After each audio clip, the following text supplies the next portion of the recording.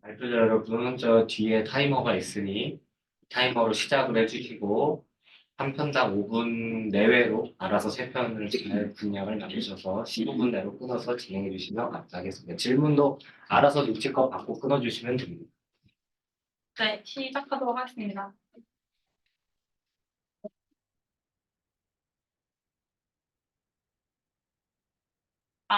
제가 준비한 논문은 이번에 유리스 베스트 페이퍼, 메인트랙에서 베스트 페이퍼 받은 4편 중에 3편이 NLP 논문이랑 4편을 가져왔고요. 시간 시작해. 어떻게? 저쪽 마우스를 위로 올리. 마우스를 오른쪽으로 보내면 될로. 파란색 버튼.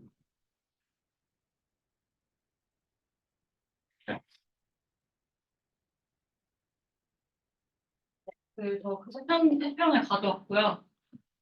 논문 선정 이유는 유리스 베스트 페이퍼에서 다 같이 짚고 넘어가기 괜찮을 것 같아서 가져왔고요. 우선 순서는 그 1등, 2등, 2등 이 순서대로 하도록 하겠습니다. 그래서 먼저 나온 논문은 Are Emergent Abilities of LLMs or Mirage라는 논문인데요. 보통 Emergent Ability라고 이제 LLM에서 유명해진 개념이 있죠. 근데 저거 꺼졌네. 네. Emergent Ability라는 개념이 있는데 이게 다들 아실 것 같은데 작은 스케일의 모델에서는 나타나지 않다가 모델이 일정 이상 크기로 스케일업이 되면은 갑자기 나타나는 그런 능력, 현상을 emergent ability라고 합니다. 그래서 이게 되게 그런 여기에 대한 되게 emergent ability에 대한 의문을 제기하는 논문인데요. 먼저 시작을 그 빅벤치 태스크에 대한 어떤 emergent ability가 나타난 92% 이상의 그런 그 결과들이 multiple choice grade, exact string match 이러한 매트릭, 이 두 개의 매트릭에서 나타났다고 이야기를 시작을 합니다. 이 매트릭의 특징은 좀 논리니어하고 좀 디스컨티니어스하다는 특징이 있는데요.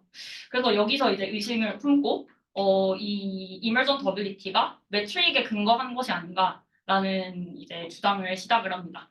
그래서 네, 여기를 보시면은 그냥 LLM이 이러한 emergent ability를 보여줬다 하는 내용이고요. 그 다음 실험 결과를 한번 보시면은 위쪽이 이게 지금 아리스메틱에 대한 태스크에 대한 이게 멀티플리케이션이고 이게 아마 그 덧셈 연산이었던 걸로 기억을 해요. 그래서 이제 GPT-3에 대해서 지금 실험을 한 것인데 보시면 여기서 emergent ability가 나타나고 있는데 이제 기존에 사용하던 매트릭은 이제 accuracy, 논리니어한 매트릭을 썼는데 여기서 이제 토큰 에디 디스턴스라는 리니어한 매트릭으로 변경을 해서 실험을 진행했더니 이게 emergent한 게 많이 사라졌죠. 좀 predictable하게 변하더라 하는 내용입니다. 그 다음 실험 결과를 한번 보시면 이거는 이제 리니어는 어떻게 측정한 거예요? 메저를? 어떤 거예요? 잠시만요. 리니어라는 거는 메저가 어떻게 측정된 거예요? 리니어한 거요? 네, 네. 네. 이거에 대해서 질문 주신 건가요? 네, 네. 이거는 이제 accuracy 같은 경우는 이 숫자 더하기 연산으로 따지면은 만약에 이제 네 자릿수 4디짓이면은 이 네 자릿수의 숫자가 원래 타겟하는 거랑 얼마나 이제 매치가 되는지, 매치가 되면 1, 매치가 안 되면 0 이런 식으로 했다면 이제 이 토큰 에디 디스턴스는 나온 그 숫자의 디짓이 타겟하는 그 숫자와 얼만큼 다른지를 좀 컨티뉴어스하게 한 거라고 보시면 될 것 같아요. 이건 이제 1 아니면 0인 것으로 측정을 했는데 얘는 이제 4디짓이면은 뭐 1이 될 수도 있고 2가 될 수도 있고 3이 될 수도 있고 그런 식으로 좀 리니어하게 만들었다. 질문이 있는데요. 저게 토큰 에딧 디스턴스가 편집거리 말하는 거 맞죠? 네? 편집거리를 말하는 걸까요? 맞아요. 근데 그게 또 연산하는 게 또 다른 게 들어가요. 제가 지금 설명을 이렇게 간단하게 드리긴 했는데 더하기, 빼기, 바꾸기 이 연산에 기반한 걸로 알고 있습니다. 네, 그게 편집거리 인 것 같은데, 네, 알겠습니다. 네. 넘어가도 괜찮을까요? 그 다음에 이제 다른 실험인데요. 좀 빅벤치에 대해서 이머전트 어빌리티가 나타났던 매트릭에 대한 이제 레포트입니다. 그래서 보시면은 지금 이머전트 어빌리티가 나타난 매트릭이 5개가 크게 눈에 보이는데요. 이걸 제외하고는 모두 좀 디스컨티뉴스하고 논리니어한 매트릭이었다라는 내용이고요. 이 아래 거 같은 경우는 이머전트 어빌리티를 보여줬던 매트릭에 대한 이제 그 퍼센티지를 나타낸 것인데 multiple choice grade, exact string match라고 아까 전에 말씀드렸던 것처럼 92% 이상이 이런 매트릭이었다. 그래서 certain 매트릭에 대해서만 나타나는 현상이다. 라고 이야기를 하고 있습니다. 그리고 이게 마지막으로는 좀 emergent ability가 많이 주목을 받았던 이유가 좀 다른 도메인에서는 잘 나타나지 않았는데 LLM이 등장하고 갑자기 나타나는 거라 되게 주목을 많이 받았었는데 이게 지금 왼쪽 이 라인이 LLM에서 나타난 emergent ability 레포트고요. 그래서 이제 비전 태스크에 대해서 이 매트릭을 바꿨을 때 emergent ability가 나타나는지를 한번 실험을 합니다. 그래서 이거는 샬로우 오토인코더고요. 이거는 커즈럴 트랜스포머인데 이게는 원래 기존에 사용하던 테스트 어큐러시랑 이제 민스퀘어 에러로 측정을 한 것이고요. 이걸 이제 좀 디스컨티뉴어스하게 바꿔서 보시면은 이제 리컨스트럭션 어빌리티에 여기 인디케이터 펑션을 사용을 해서 좀 논리니어하게 만들었더니 이머전트 어빌리티 같은 현상이 발생을 하더라라고 이야기를 하고 있습니다.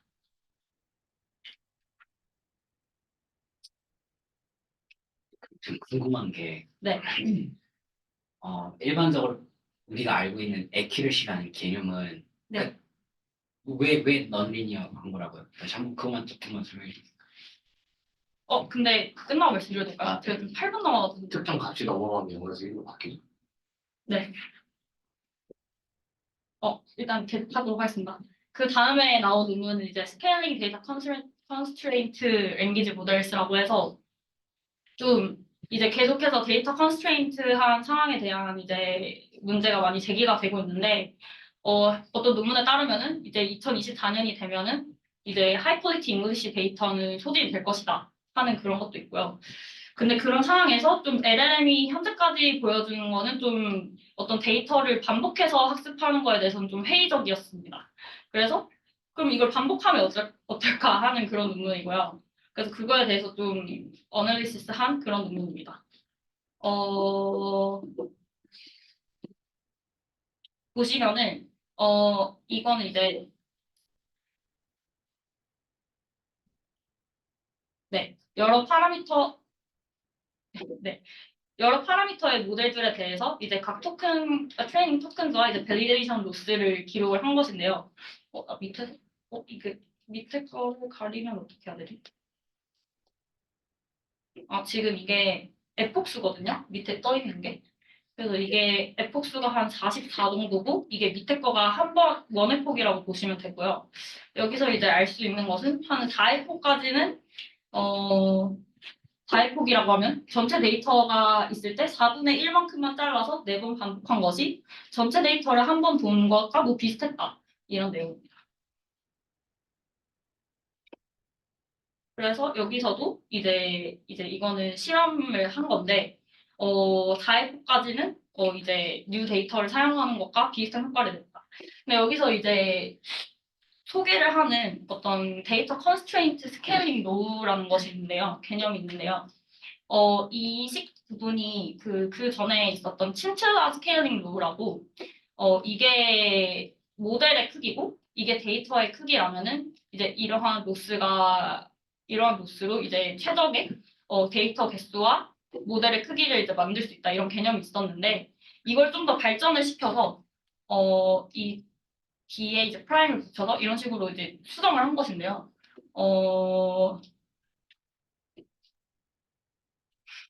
이게 근데 제가 아무튼 근데 이게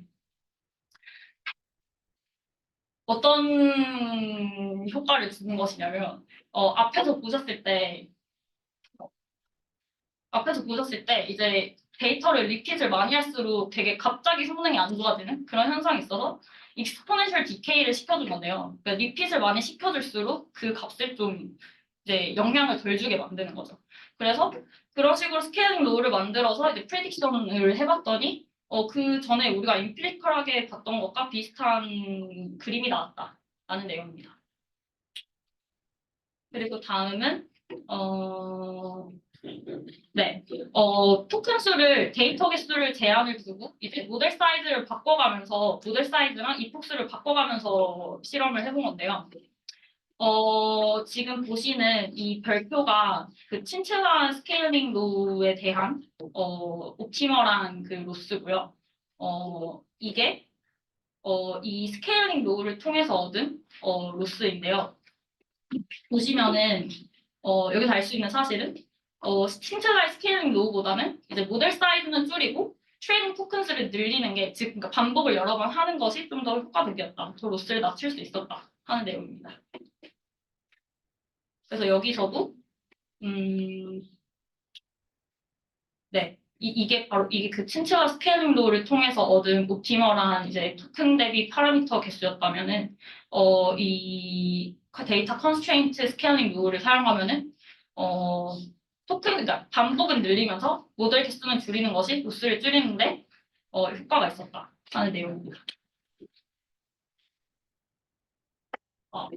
얼마 안 남아서 빨리 해보겠습니다. 다음은 Direct Preference Optimization인데요. LLM이 이제 그러니까 Human Generated Preference 데이터를 학습을 하면서 굉장히 성능이 좋아졌었는데, 이제 그런 프리퍼런스를 학습하는 지금 가장 성공적인 방법이 RLHF로 알려져 있는데요. 이 RLHF가 너무 복잡하다. 리워드 모델도 뭐 따로 학습을 시켜야 되고 이러니까 그냥 그 프리퍼런스 데이터를 랭귀지 모델 바로 학습을 시켜보자 하는 그런 개념입니다.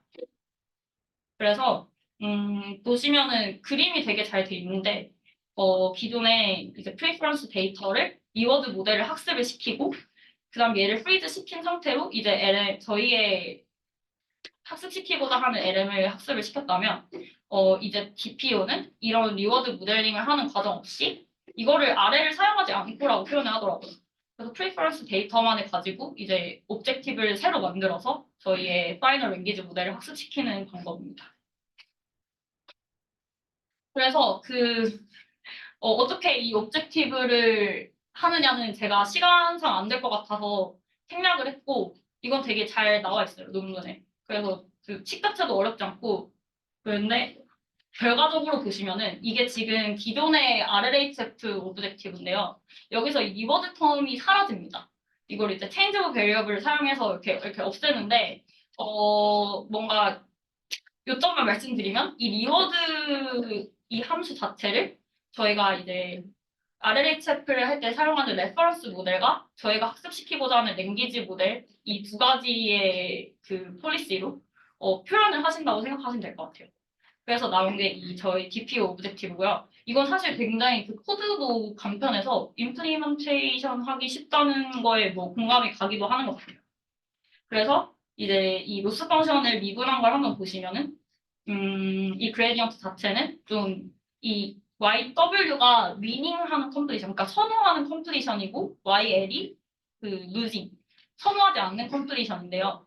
선호하는 컴플리션의 라이클리후드는 높이고 이제 선호하지 않는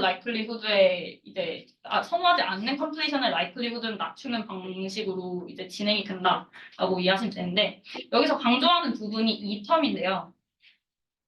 보시면은 이게 이 텀이 무슨 역할을 하냐면은 이제 지금 이게 루징하는 컴플리션이 이게 미닝하는 컴플리션이잖아요. 만약에 그 어떤 엘티메이트된 리워드가 잘못됐다면, 그러니까 루징하는 거에는 많이 주고 위닝하는 거에는 적게 줬다면은 이제 그레디언트 업데이트를 많이 시킨다라고 이해를 하시면 될 것 같습니다. 그래서 실험 결과를 한번 보시면 굉장히 이것부터 지금 실험 자체는 3가지 태스크에 대해서 수행을 했는데요. 먼저 이제 센티먼트 제너레이션 쪽을 보시면 다른 베이스라인에 비해서 KL이 적고 적은데도 리워드 값이 굉장히 높게 분포하는 것을 보실 수 있고요. 이 서머라이제이션과 이 다이얼로그 제너레이션 이 태스크에 대해서는 이제 이워드를 측정하는 것이 아니라 윈레이트를 측정을 했는데요. 이건 이제 모델이 내놓은 아웃풋과 이 사람이 적은 아웃풋 중에 뭐가 더 나은지 GPT-4한테 물어서 이제 걔가 답해주는 거를 이제 뭐 이 모델이 이겼다, 모델의 아웃풋이 이겼다 하면 이제 윈레이트 되는 겁니다.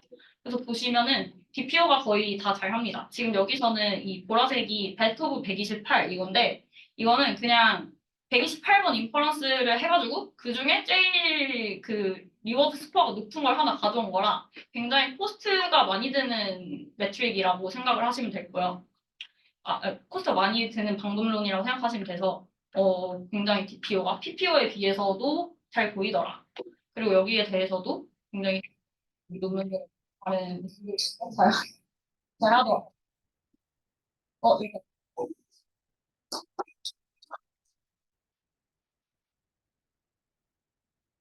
리셋하면 뭐가 리셋하면 오른쪽 오른쪽. 오케이.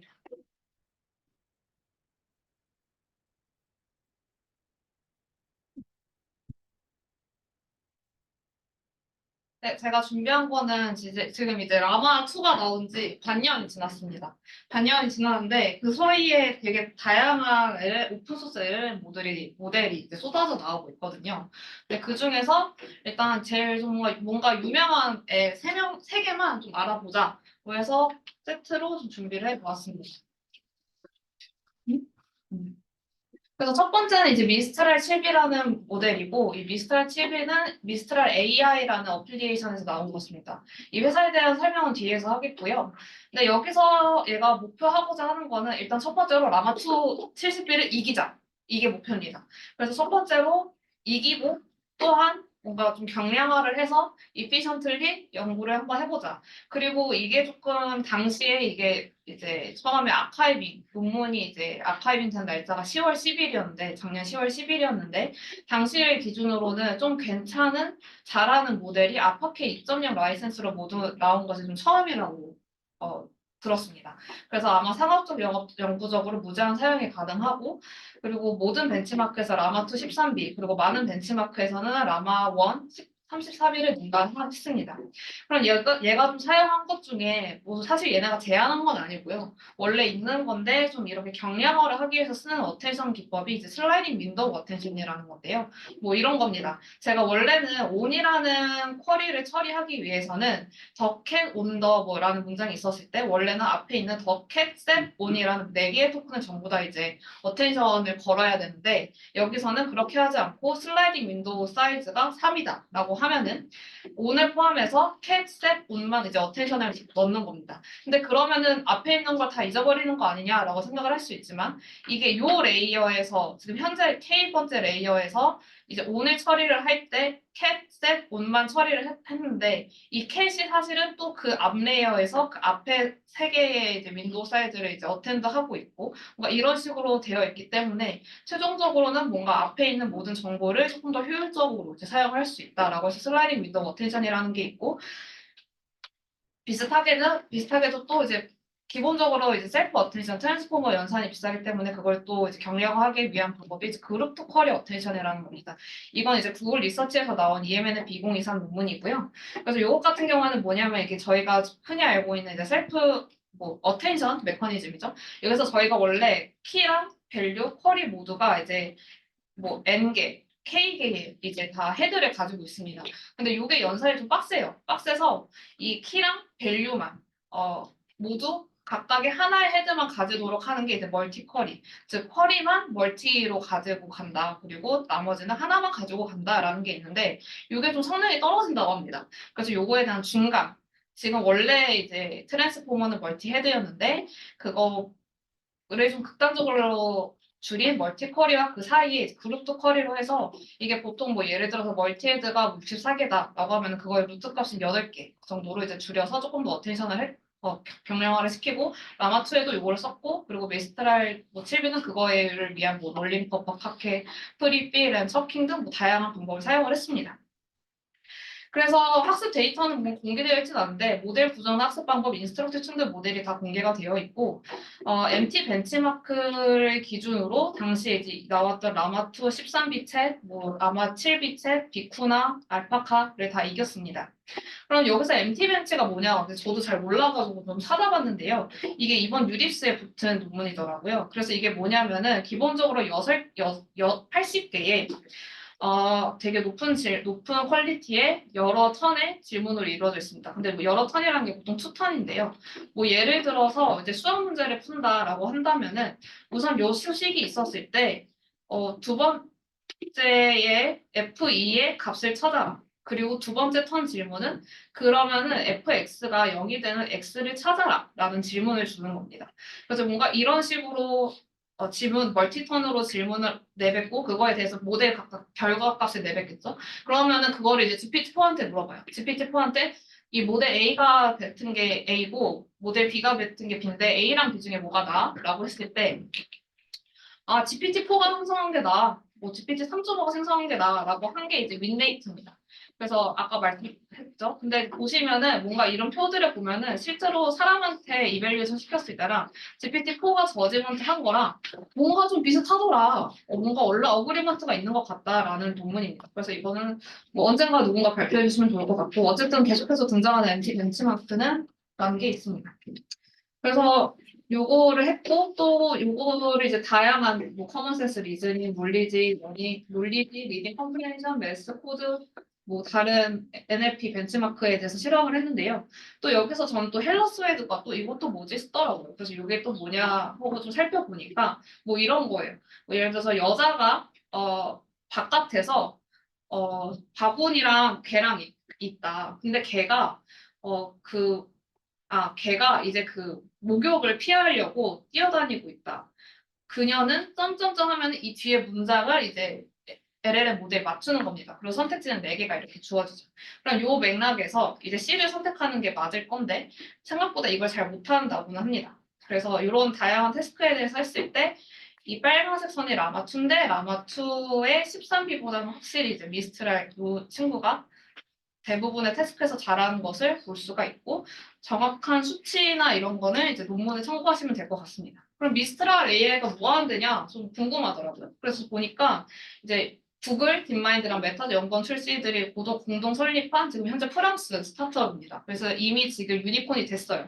유니콘이 됐고 지금 유럽이 사실 미국에 대비해서 스킬이 많이 없다고 좀 위기를 가지고 있는가 봐요. 그래서 미스트랄이 실제로 EU의 AI 법 협상에서 화제의 중심이었고, 뭐 요거 얘네가 오픈 소스를 하고 나서 뭐 이제 강력한 구제를 펼치지 않기로 했다라는 뭐 뉴스 기사가 있더라고요.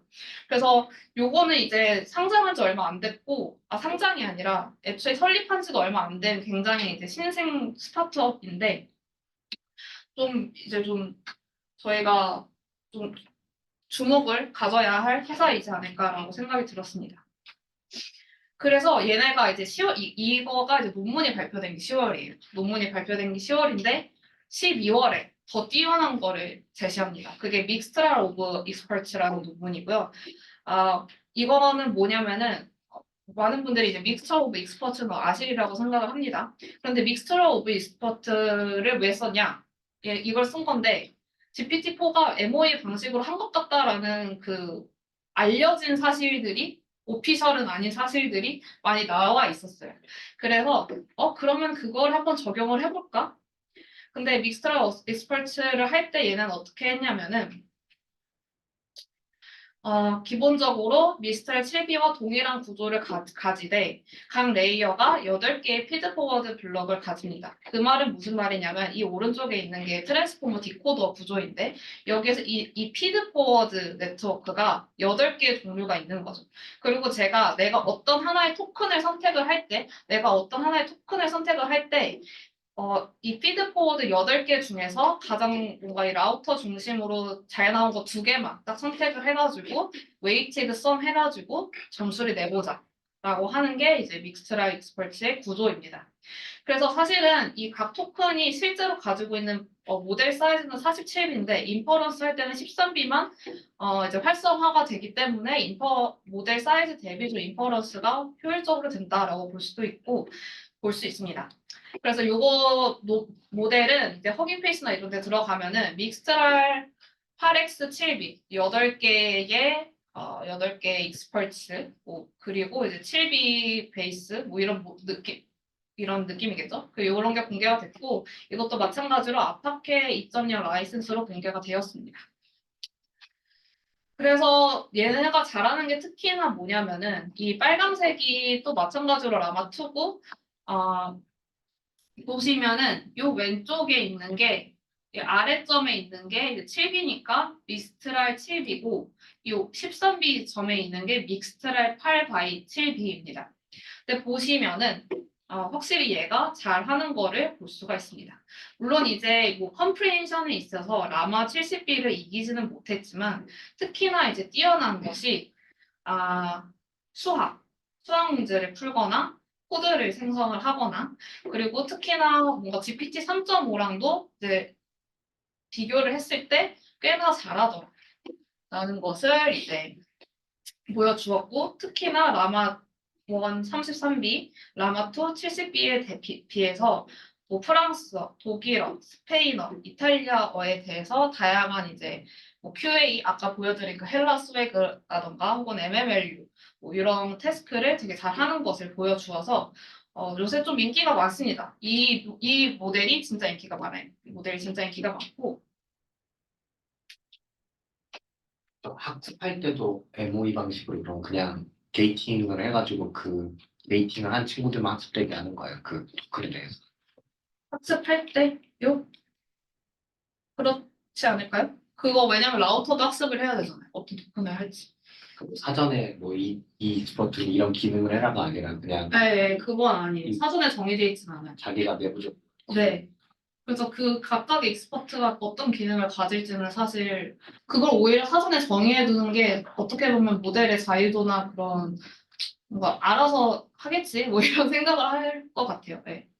미리 사전에 정해주는 경우는 없고 오히려 다 학습시키고 나서 그 각각의 익스퍼트가 깡고 보니까 얘는 어떤 역할을 가지고 있는 것 같아 뭐 이런 분석을 많이 하는 것 같아요. 그래서 사실 논문의 어펜딕스 부분에 저 라우터랑 익스퍼트에 대한 분석이 있긴 한데 저는 아직 그것까지는 안 읽었고 궁금하시면 논문을 한번 읽어보시면 좋을 것 같습니다. 근데 왜 굳이 두 개만 쓰는 거예요? 그러니까 두 개 하면 딱 13B 13B에 맞추려고. 13B 맞으니까. 그러니까 다 쓰면은 성능이 오히려 떨어지거나 그런 건 아니고 그냥 저 매기면서 맞추려고 두 개만 쓰는 거예요?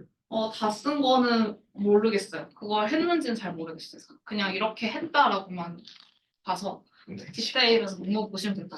네. 그래서 저는 약간 이거 헷갈리는 게 전 이거 보고 7B 모델인 줄 알았는데 까보니까 13B 모델이더라고요. 네. 그래서 그 다음으로는 이제 솔라가 10.7B가 있는데요. 뭐 기사 보셨죠 많이들? 뭐 이런 피규어 가지고 기사를 엄청 해서 야 도대체 뭐 얼마나 대단한데 이게 뭘까? 이런 생각이 있었거든요. 그래서 뭐 잘하는구나, 뭐 고생하셨겠구나, 뭐 이런 생각을 가지고 했는데 이제 논문을 읽어봤습니다. 논문이 이제 약간 이제 EMN의 포맷으로 되어 있어서 잘 읽어봤는데 뭐 주장하는 것은 이제 라마2 7B의 능력을 극대화하기 위해 뎁스 업 스케일링 기술을 개발해서 적용을 했다고 합니다. 근데 여기서 약간 좀 아쉽네 싶은 게 라마2 7B 아키텍처 그대로 가져오고 초기 이니셜 웨이트를 미스트랄 7B를 그대로 가져다 씁니다. 가져다 쓰고 그 다음에 어떻게 하냐면은 뭐 예를 들어서 각 모델이 하나의 모델이 있겠죠. 그럼 이게 하나의 모델이 원래 32레이어로 되어 있습니다. 그럼 이 7B가 7B 기준으로 32레이어로 되어 있는데 요거를 두 개로 나누고 이 각 레이어에 맨 앞에 8개를 맨 뒤에 8개 뺀 모델 A랑 맨 앞에 8개 뺀 레이어 24개 B를 각각을 그냥 합쳐서 모델 만든 게 EC고 그래서 48개의 레이어로 되어 있고 이걸로 튜닝을 한 게 솔라입니다. 이게 끝입니다. 그래서 솔라 10.7B는 아파케 2.0 라이센스로 되어 있고 이걸로 인스트럭 튜닝까지 한 거는 이 인스트럭트 튜닝할 때 데이터셋의 이슈로 이제 CC by NC&D 4.0 라이센스로 되어 있는데 요거는 이제 비영리적으로 영구적으로 사용이 가능하지만 돈을 벌 때는 쓸 수 없다라는 차이가 있습니다. 컨티뉴 그리고 퓨처링 잘합니다. 컨티뉴 퓨처링은 그냥 넥스트 오키 프레딕션 계속 했다는 거죠. 네, 그것도 하고 이제 인스트럭트 튜닝을 할 때는 여러분 아시는 그 인스트럭트 튜닝까지 했다고 보시면 될 것 같아요.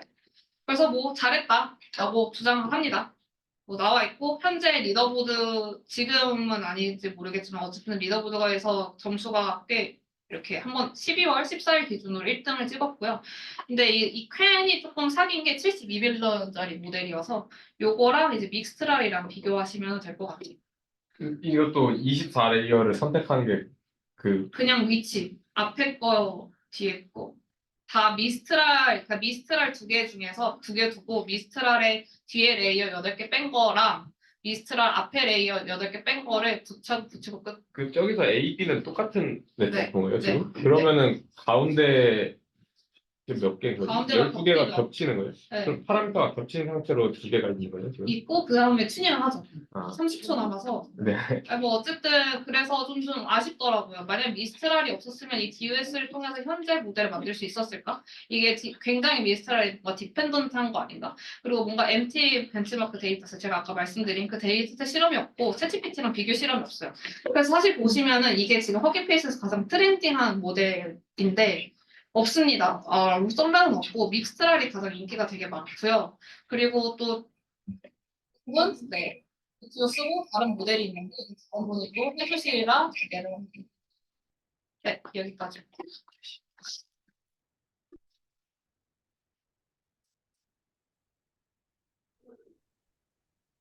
이 솔라가 인기가 없다고요? 있다고요?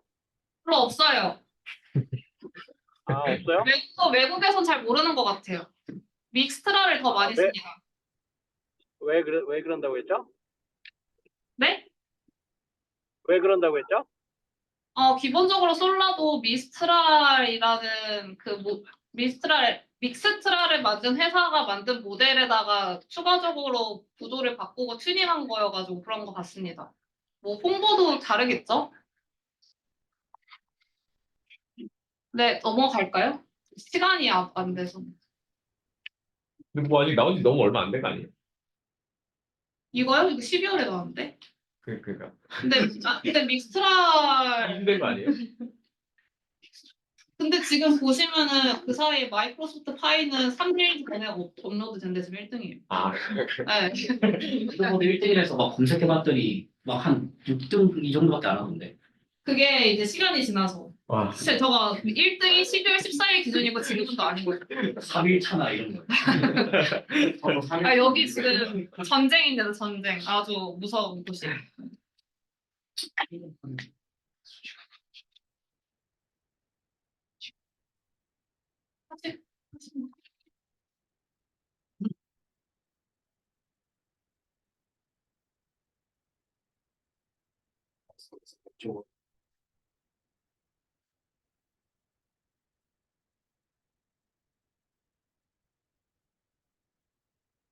사실 저는 비디오 논문 3종을 뽑아왔습니다. 사실 지금 컴퓨터 비전이 비디오 쪽이 좀 열심히 연구가 되고 있어서 아마 이미지는 제 생각에는 어느 정도 좀 된 것 같고 영상 쪽에서 이제 비디오로 넘어왔는데 스테이블 디퓨전 만드는 회사에서 이제 스테이블 비디오 디퓨전이라고 새로 만들었습니다. 네, 뭐 사실 오늘 발표한 논문 3개는 다 방법론은 다 간단해서 그냥 가볍게 들어주시면 될 것 같아요. 그래서 이 논문의 컨트리뷰션은 이제 첫 번째 파운데이션 모델을 제시를 했습니다. 비디오 생성 분야에서. 근데 이제 지금까지 왜 못했었냐면 사실 데이터가 비디오 데이터셋이 좀 역사가 짧아서 그거를 일단 모으기도 힘들고 이제 어지간한 회사에서는 그거를 학습하기도 힘듭니다. 사실 스테이빌리티 AI라서 좀 비디오 분야에서 이렇게 만든 것 같은데 그래서 이 논문은 뭐 논문이라기보다는 한 테크니컬 리포트에 좀 가깝고요. 그래서 이제 스테이블 디퓨전을 얹고 거기에 이제 그걸 비디오로 익스펜션 시켰는데 이제 좀 잘 된다 그런 논문입니다. 그래서 이런 샘플들도 보시면은 다 생성된 이 비디오.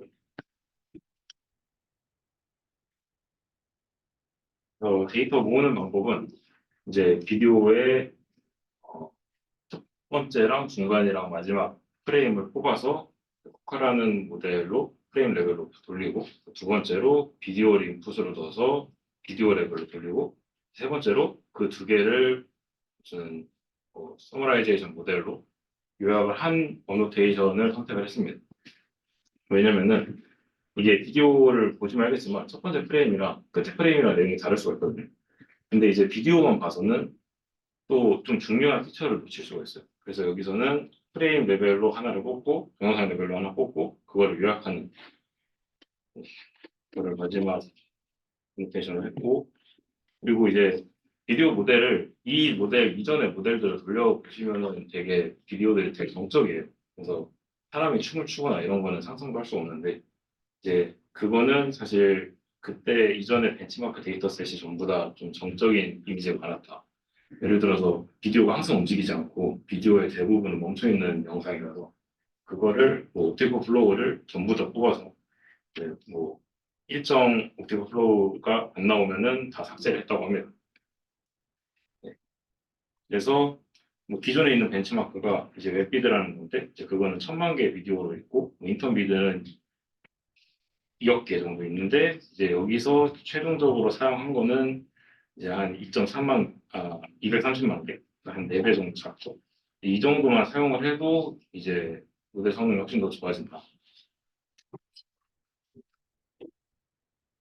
그리고 모델은 사실 지금 비디오 생성에서 다 비슷비슷합니다, 모델이.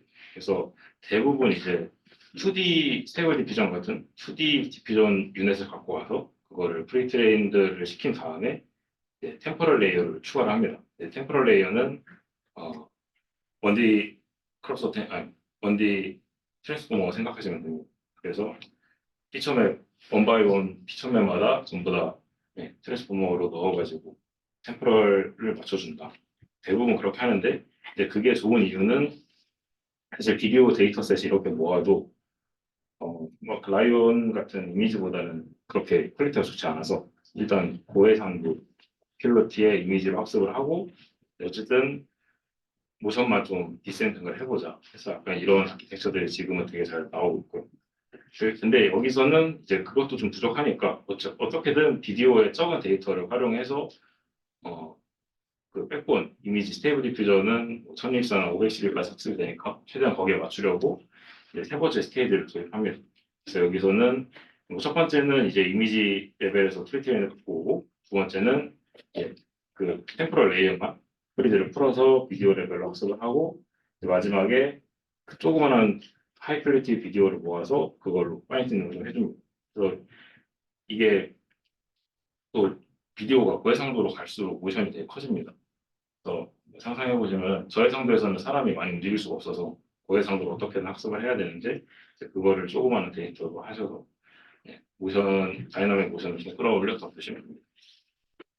그럼 애니메이트 디프하고 다른 게 뭐예요? 이 논문이요. 모델로서는 없죠. 모델 측면에서는 사실 없어요. 학습 데이터가 다른 네, 거예요? 학습 데이터가 얘네는 이제 주장하기로는 이제 이 표 보시면은 애니메이티브보다 토탈 듀레이션이 얘는 총 비디오 길이가 한 10달 정도 되고 웹비드는 한 6년 정도 되는데 그 정도 소스의 데이터만으로 성능이 좀 더 좋다. 데이터가 많은 게 장땡이 아니다. 좋은 데이터를 잘 모아야 네, 된다. 좋은 데이터를 잘 모았다. 네. 그리고 이제 뭐 어플리케이션으로는 당연히 비디오 이미지 텍스트에서 비디오 생성할 수 있고 이제 모션 로라로 이제 모션을 좀 학습을 할 수 있습니다. 뭐 모션이라고 하면 여기서는 사실 좀 단순한 모션인데 8개 정도 좀 생성하시면 되고 특정한 방향 같은 걸로 모션을 좀 컨트롤할 수 있다.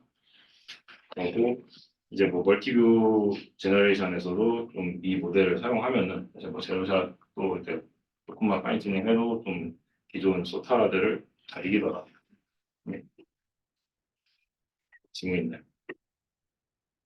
그다음 놈은 이제 프리유인데 이것도 스테이블 디퓨전을 어떻게 잘 활용해서 성능을 좀 더 올릴 겁니다. 그래서 지금 다 대부분 연구가 뭐 스테이블 디퓨전을 다른 태스크 애플리케이션으로 활용을 하는데 이거는 완성된 스테이블 디퓨전에서 딱 두 개의 상수만 가지고 좀 더 성능을 향상시켜보자.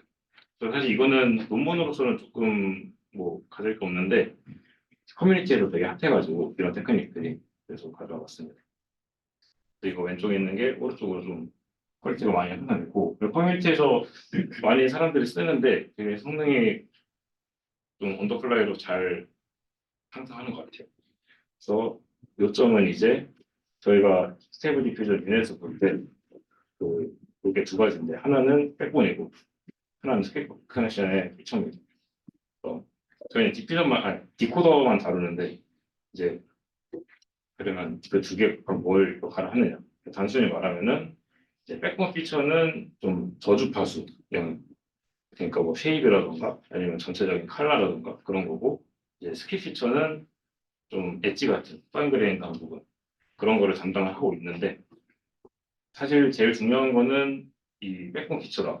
저주파를 좀 잘해야 좀 아티팩트도 없고 좀 그럴듯한 이미지가 나오는데 문제는 이렇게 가장 오른쪽 그림처럼 저주파를 너무 강조를 해버리면 이미지가 약간 오버스무딩 된다.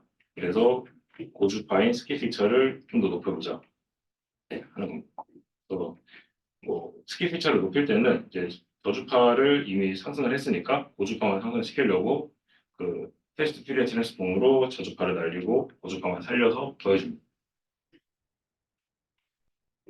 그래서 결과를 보시면은 이제 프리유 그냥 이 스케일링 팩터만 좀 높였을 때 어텐션도 좀 디스팅시하고 아티팩트도 많이 사라졌다고 하는데 근데 동량적 평가 같은 건 하나도 없고 그냥 샘플 몇 개로 보여주는 게 다라서 그리고 사실 비디오에서도 좀 아무리 이렇게 비디오를 학습을 시켜도 이런 플리커링 같은 게 많아요. 이제 그쪽이 애니메이티크인데 이런 현상이 많은데 이제 좀 그거를 완화시켜주는 테크닉이 좀 나온 것 같다. 그만한 것 같습니다.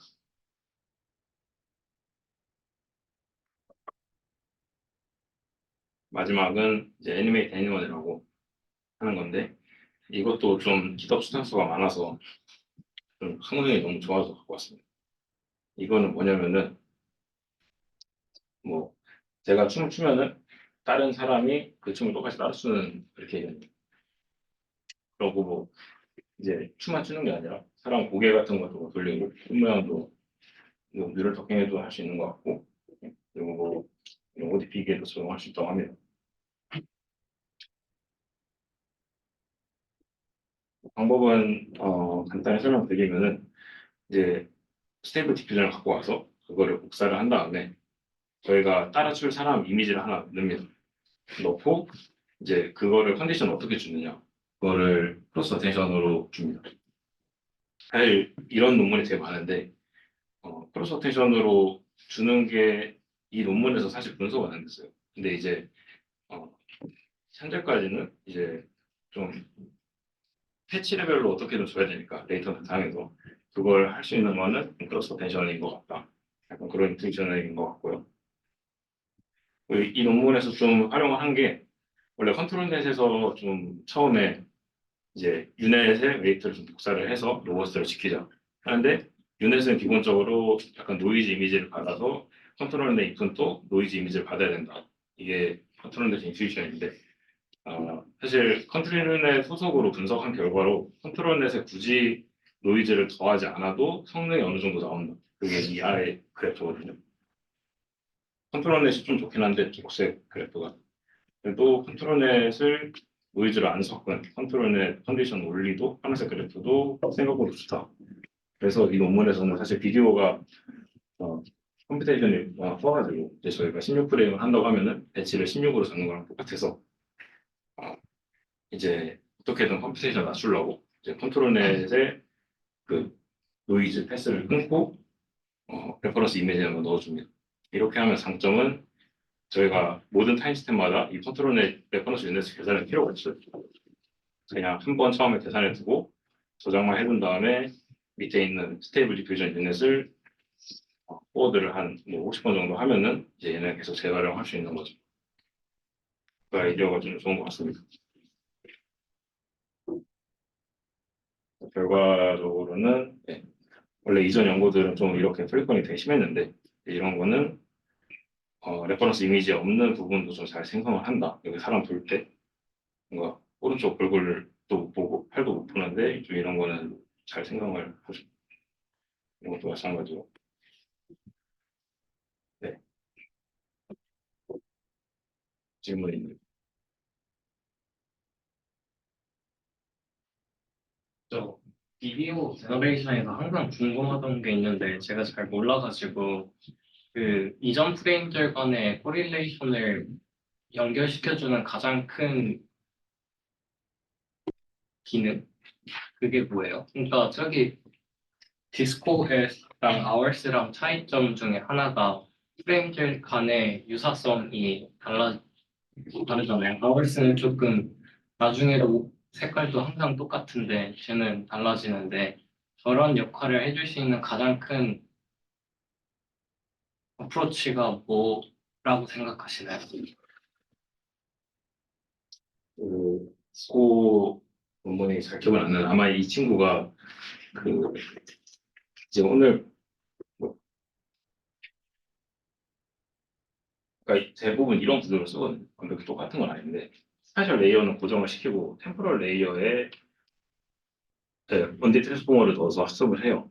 근데 이제 문제는 이 스페셜 레이어가 고정이 돼 있다 보니까 아무래도 스페셜 레이어 다음 피처는 전부 다 다른 이미지가 나오는 거죠.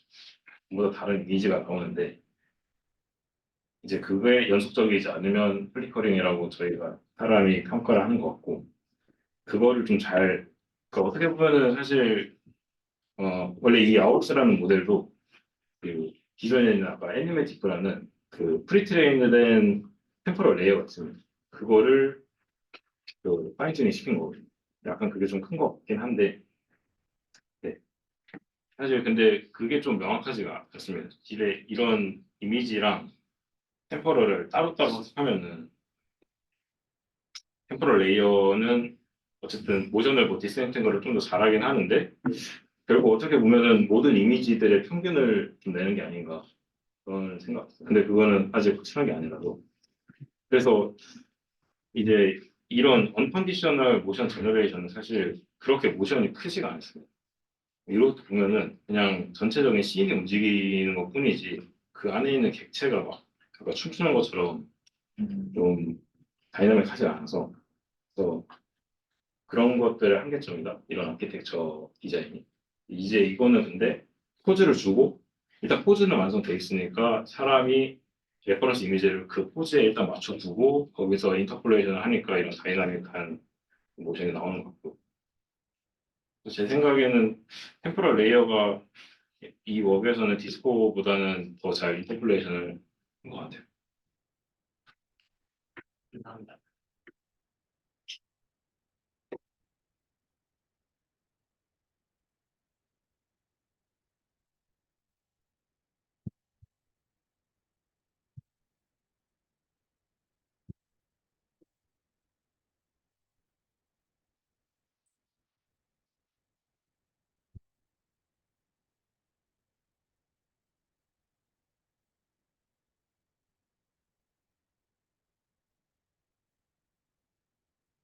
네. 저는 우선 디퓨전 베이스드 텍스트 투 이미지 모델에서 디바이어싱을 다룬 것들을 세 가지 가져왔는데요.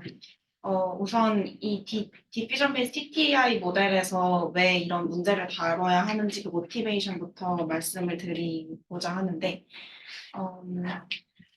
비디오 보시는 것처럼 실제로 TTI 모델 사용할 때 이게 뭐 아무리 라지 스케일 데이터셋으로 학습됐다고 해도 그 데이터를 그냥 인터넷으로 긁어오는 거기 때문에 스피리언스 코릴레이션이 존재해서 그게 실제 생성 이미지에 그런 현상이 나타나는 경우가 굉장히 많이 발견되고 있고 뭐 예를 들면은 보시는 것과 같이 특정 직업이랑 특정 젠더가 뭐 코릴레이트 되어 있다든지 이런 이슈들도 있고 개인적으로는 약간 헤어스타일 변환 이런 거 하면은 뭐 서양인보다 동양인 결과 더 안 좋고 아니면 할머니 머리 같은 거 입혔을 때 주름 생기고 뭐 그런 것도 있더라고요. 등뭐 그런 이슈들이 실제로 분명히 있고, 그리고 오른쪽은 뭐 디바이어싱보다는 세이프티에 좀 더 가까운 이슈인 것 같은데, 최근에 스탠포드에서 레이온의 차일드 섹슈얼 어뷰스 이미지가 다수 있다고 밝혀서 일부 기업들이 좀 난리가 났다 이런 이슈도 있더라고요. 그래서 어쨌든 이런 이슈를 기업 입장에서는 계속 뭐 미연에 방지하고 형식적으로라도 해결책을 좀 가지고 있고 싶어 하지 않을까 이런 생각이 들었고요. 그래서 어쨌든 처음 제가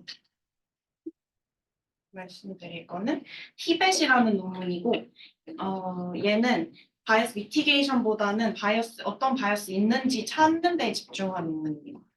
그래서 근데 얘랑 이제 기존 거랑 다른 점은, 기존 거는 좀 레이스 젠더처럼 원래 좀 문제가 많이 되는 그런 프리디파인된 바이어스 국한돼서 제안을 많이 했는데, 얘는 그거를 넘어서 뭔가 언론 바이어스, 다양한 언론 바이어스에 대한 아이덴티피케이션이 가능한 어프로치이고, 오버뷰를 보시면은 인풋 프롬프트 주어졌을 때 다양한 바이어스 카테고리, 여기서 바이어스 엑시스라고 하는데 그걸 찾아낸 다음에 각각의 바이어스 엑시스에 대한 또 베리에이션을 준 다양한 프롬프트, 카운터 팩처 프롬프트를 생성하고, 그 각각 프롬프트들로 또 생성 이미지들을 만들어서, 그리고 그 생성 이미지들에서 어떤 컨셉들이 얼마나 나오는지를 분석해서 수치화해서 평가하는 그런 식입니다.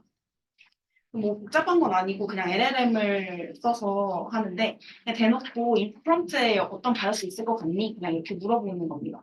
그럼 이제 뭐 GPT-3 이런 애들이 어떤 바이어스가 있을 것 같다라고 하면은, 거기에 대해서 또 그러면 그 각 바이어스 엑시스에 대해서 다양한 얼터네티브 뭐 수식어를 넣어서 생성해줘라고 하면은 또 다양한 카운터 팩추얼 프롬프트를 생성을 하게 되고, 뭐 예를 들면 피지컬 어피어런스에 대한 엑시스라고 하면은 미드에이지 루킹이나 핏 앤 스트롱, 뭐 스타일리시 드레스 이런 거 이렇게 다양하게 알터네티브로 넣어서 프롬프트를 생성합니다. 그 다음으로는 이제 각각 프롬프트, 인풋 프롬프트 포함해서 다 뭐 몇 장씩 이렇게 제너레이트 해놓고, 또 이제 비전 랭귀지 모델 가져와서 이 안에 제너레이티브 이미지 안에 들어있는 컨셉들을 분석하는데, 뭐 질문 VQA 방식도 있고 캡션ing 방식도 있고 해서 그 답변들을 다 취합해서 어떤 컨셉, 어떤 단어가 얼만큼 자주 나왔는지를 다 이렇게 딕셔너리 같은 형식으로 정리를 합니다. 그 다음에는 이제 인풋 프롬프트랑 아까 생성했던 카운터 액츄얼 프롬프트로 생성된 이미지 간의 그 컨셉들을 그 수치, 그 프리퀀시를 비교해가지고 CAS라는 스코어를 뽑아내는데, 이게 뭐 프리퀀시 차이가 많이 날수록 좀 값이 작아지는 그런 메저고요. 그 다음에 이제 이 각각 프롬프트마다 다 뽑았으면은 얘네들 간의 베리언스를 봅니다. 그래서 뭐 피지컬 어피어런스 바이어스 안에 그 프롬프트들의 CAS의 베리언스가 크다라고 하면은 특정 프롬프트로 생성된 애는 그 컨셉들이 잘 반영이 인풋이 안 된 거겠죠. 그런 식으로 해서 좀 튀는 값들을 찾아내는 거라고 생각하시면 되고, 그래서 이 베리언스 값을 가지고 어떤 축으로 바이어스가 좀 있겠구나, 이 인풋 프롬프트를 생성을 하면 이런 식으로 결론을 내는 어프로치를 보시면 됩니다.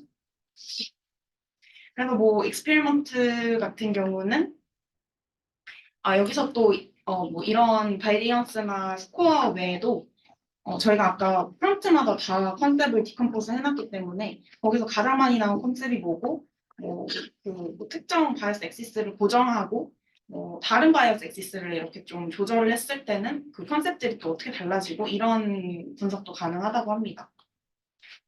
그래서 좀 다양한 측면으로 어떤 바이어스가 있는지를 알아보고 정량적으로 비교하는 데 좀 의미가 있는 그런 논문인 것 같고, 그리고 저희가 LLM을 써서 바이어스를 찾았는데 그게 휴먼의 퍼셉션과 좀 얼라인이 잘 된다 이런 실험 결과도 있습니다. 그리고 뭐 이전 논문들에서 제안된 방법들과도 얼라인이 잘 된다라고 합니다.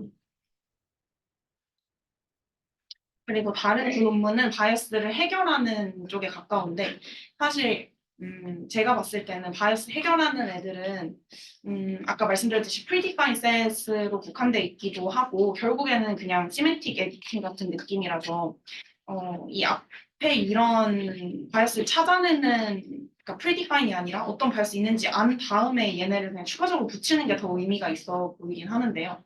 어쨌든 그래서 얘는 그 predefined set으로 한다고 보시면 되고, 텍스트 프롬프트를 살짝 바꿔서 페어한 제너레이션을 유도하는 건데, 일단 페어 매핑 네트워크라고 해서 그냥 심플한 리니어 매핑 네트워크를 두고 텍스트 인코더에서 나오는 그 인풋 프롬프트를 인베딩한 그 인베딩을 페어하게 매핑하도록 약간의 학습을 한 다음에 인퍼런스 때 그거를 활용해서 페어하게 그 프롬프트를 바꾼 다음에 나머지는 그냥 원래 방식대로 제너레이트 한다고 보시면 되고 이 페어 매핑 네트워크를 학습시킬 때는 여기서 약간 좀 자기적인 느낌이 들긴 하는데 일단 인풋 프롬프트가 있으면은 우리가 뭐 원하는 젠더 이런 걸 정해놓고 그 다음에 그거에 대한 다양한 어트리뷰트를 다 준비를 합니다. 메일, 피메일, 뭐 원하면 뉴트럴도 있고 뭐 더 넣을 수 있겠죠. 그래서 그걸 다 준비를 해서 각각 그 어트리뷰트를 인풋 프롬프트에 추가한 인베딩을 또 각각 뽑습니다. 그 다음에 그 이제 인베딩끼리의 거리를 계산을 해가지고 요 인풋 프롬프트가 어느 한쪽의 인베딩이랑 가까워지지 않게 그냥 다 비슷비슷한 거리를 가질 수 있도록 로스를 흘려준다고 생각하시면 됩니다. 그리고 인퍼런스 때는 디텍터라는 애도 등장하는데 얘는 그냥 predefined set으로 뭐 예를 들면 닥터는 젠더에 대해 바이어스 많다 뭐 이런 식으로 다 정해놔요. 그 다음에 그냥 인풋 프롬프트 들어오면 거기에 그런 단어 있는지 그냥 찾아보는 그런 방식입니다. 그래서 그냥 뭐 다 정해놓고 그냥 하는 느낌이 좀 있지만 그리고 뭐 매트릭도 제한을 하는데 이거는 제너레이트된 이미지, 인풋 프롬프트로 제너레이트된 이미지가 뭐 메일이면 메일, 피메일이면 피메일 이런 식으로 특정 어트리뷰트의 그 이미지에서 그 특정 어트리뷰트이 발견될 확률이 다 비슷해야 된다. 메일도 비슷해야 되고 피메일도 비슷해야 된다. 이런 매트릭이고 뭐 랭귀지 바이어스는 그 특정 센시티브 텀이 있는 프롬프트랑 그것만 뺀 프롬프트들 간의 거리가 또 다 비슷해야 된다 이런 건데 그걸 이제 수치화해서 실험을 진행을 했고 아웃 메소드가 이 옐로우 색깔인데 그게 좀 더 그 유니폼 네 이퀄리 디스트리뷰트 됐다는 결과를 보입니다. 그리고 여기서 또 클릭 스코어나 뭐 휴먼 클릭 다이버시티 이런 식으로 이미지 생성 퀄리티 같은 것도 쟀는데 이거는 좀 다 좋아지진 않고 뭐 어떤 경우에 안 좋아지기도 하고 이런 경우가 있었고요. 그리고 유저 스터디로 휴먼 프리퍼런스를 체크를 했는데 피델리티 측면에서는 다 좋아졌다고 하고 얼라이먼트는 좀 비슷한 것 같기는 해요. 그리고 마지막은 앞에랑 좀 비슷하긴 한데 얘네는 이미지를 이용합니다. 아까는 메일, 피메일 이런 식으로 그 텍스트로 정해놨다면 얘네는 왜 이미지를 하냐면은 그리고 약간 이런 어프로치에서 좀 나이브하게 생각해 볼 수 있는 게 그냥 피메일 닥터라고 하면 안 되나? 이런 생각을 하실 수 있는데 좀 최근 연구들에서 그런 식으로 익스플리시트하게 줬음에도 불구하고 이미 좀 스피어스 코릴레이션이 있기 때문에 그게 잘 반영이 안 되거나 아니면 뭐 이미 생성이 퀄리티가 떨어지거나 뭐 그런 이슈들이 있다고 합니다. 그래서 이제 뭐 그냥 나이브한 어프로치로는 사실 잘 해결이 안 됐고 그리고 이제 여기 이 논문에서 추가적으로 또 이 텍스트로 주는 거에 대해서 지적하는 거는 그 약간 앰비기티가 있어서 뭐 예를 들면은 네, 언어로 표현할 수 없는 거죠. 그냥 제가 원하는 어트리뷰트이 약간 언어로 표현하기 좀 애매할 때 그냥 그거를 좀 보완하기 위해서 텍스트 말고 이미지를 모았다. 그냥 이런 내용인데 이것도 그냥 특정 제가 필요한 어트리뷰트에 대해서 이미지를 카테고리별로 다 모아야 된다는 게 조금 코스트가 드는 느낌이라서 현실감 좀 떨어져 보이는데 그래도 뭐 텍스트 프롬프트를 약간 수정해서 그래도 페어한 그런 디스트리뷰션의 이미지를 생성한 그런 방식입니다. 그래서 여기 이미지 예시를 보시면 하드 프롬프트를 여기다가 아이글래스 측면에서 아이글래스 생성하지 말고 여기는 생성해라라고 했는데 말 잘 들은 애들이 몇 개 없죠. 그러니까 이런 메시지를 주고 있는 거고. 그래서 얘도 약간 프롬프트에 어떻게 조작을 하냐면은 일단 아까 다 모은다고 말씀을 드렸는데 뭐 젠더면 젠더, 뭐 레이스면 레이스 이렇게 내가 정해놓고 또 그 세부 카테고리까지 다 정해놓은 다음에 카테고리별로 몇 장씩 모읍니다. 한 뭐 a few dozen이라고 하는데 그렇게 모은 다음에 얘를 가지고 이 카테고리 하나에 해당하는 러너블 프롬프트, 에디셔널 프롬프트가 있습니다. 그래서 얘네들을 다 이제 이 카테고리에 해당하는 하나씩 프롬프트를 학습시킨다고 보시면 되는데 이 카테고리 간의 차이, 그 디렉션이랑 이 에디셔널 폼트 붙인 이 프롬프트 간의 차이를 비슷하게 해주는 겁니다. 디렉션 얼라이먼트 로스라고 해서 이 주황색 선이랑 초록색 선이 비슷해지도록 하는 거고, 그래서 이렇게 학습을 했으면 학습된 프롬프트가 다 준비가 돼 있는 거고, 얘를 그냥 제너레이트 할 때 원래 프롬프트 뒤에다가 붙여가지고 제너레이트를 하면은 다양한 여러 개의 멀티플 카테고리도 이제 표현할 수 있다. 맨인데 라이트 스킨이고 여기서 더 추가될 수도 있고, 그래서 내가 원하는 어트리뷰별로 밸런스 있게 생성할 수 있다, 이런 어프로치입니다. 그래서 퀄리테이티브는 이런 느낌이고, 그래서 여기 보시면은 젠더가 이렇게 위아래로 나눠져 있고, 나이도 나뉘어져 있고, 표정 이런 것도 다 나뉘어져서 잘 생성이 된다고 합니다. 그리고 얘는 사실 이게 생성 퀄리티가 좀 제일 중요한데, 결국 페어하든 안 하든 잘하면 되는 거 아니냐 이렇게 생각할 수 있으니까, FID 같은 측면에서도 좀 원래 베이스라인보다는 우리 방법을 쓴 게 좀 더 잘한다, 이런 결과가 있고, 이 소스 같은 경우는 얘네가 데이터를 모을 때 그냥 크롤링 이런 걸 했던 건 아니고 레이블이 있는 데이터셋에서 했더라고요. 그래서 데이터셋 바꿔서 모아도 잘한다, 이런 거고, 이 밑에 있는 거는 몇 장씩 모아야 되냐라는 건데, 한 25장 이상만 되면은 어느 정도 성능 잘 나온다라고 얘기합니다. 그리고 이 위에는 다른 베이스라인들이랑 비교한 건데, 이 매트릭은 얼마나 내가 원하는 어트리뷰를 잘 반영했는지인데, 이게 여기서 좀 인상 깊었던 건 이 HPS라는 게 하드 폰트, 아까 제가 말씀드린 그냥 있는 메일, 피메일 이렇게 그냥 딱 익스플리시트하게 넣어서 한 건데, 실제로 걔네보다 더 이제 잘 반영을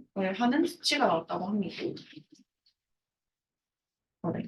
그래서 그냥 제가 이거 계속 찾아보고 있는데, 이쪽을 결국에는 그냥 바이어스 미티게이션이라고 해서 내가 원하는 거 다 정해놓고 수정하는 식으로 가면은 결국 그냥 디퓨전 레이턴트 스페이스로 에디팅하는 그런 논문이랑 별다를 게 없지 않나, 이런 생각이 들어서, 결국에는 만약에 내가 젠더라고 정했으면은 사실 누구는 피메일 메일만 있으면 되고, 누구는 뉴트럴까지 있어야 되고, 누구는 HBT까지 있어야 될 수도 있는데, 그런 걸 어떻게 결정할 거고, 애초에 젠더라는 게 문제가 되는 건지, 이 프롬프트에서 이런 거를 아는 게 더 중요한 것 같아서, 그런 내용 뒤에다가 뭘 가져와서 에디팅을 했더니 그게 미티게이 됐더라. 약간 이런 논문이 좀 더 의미가 있는 논문이 아닌가 싶었습니다. 혹시 질문 있으신가요? 이런 논문에서는 프롬프트가 몇 단어밖에 안 되죠. 그쵸. 포토 닥터 이렇게. 근데 실제로 쓰는 건 막 100개씩 쓰고 그러는데, 저도 요즘 만들고 있거든요. 네. 그런 예시는 없어요. 그걸로 익스페리먼트를 하진 않는 것 같고, 근데 그렇게 된다고 해서 작동되지 않는 방식은 아닌 것 같고, 그리고 그렇게 했을 때 더 약간 빠지는 영향력이 작은 워드들이 있을 텐데, 그런 것들은 더 다른 결의 문제일 수도 있겠지만, 더 고려가 필요할 것 같긴 합니다. 그래서 이게 바이어스 때문인지 그냥 못하는 건지는 좀 구별이 어려워지는 순간이 있는 것 같기도 해요. 센시티브한 어트리뷰시 되면은 약간 바이어스가 되는 것 같아요.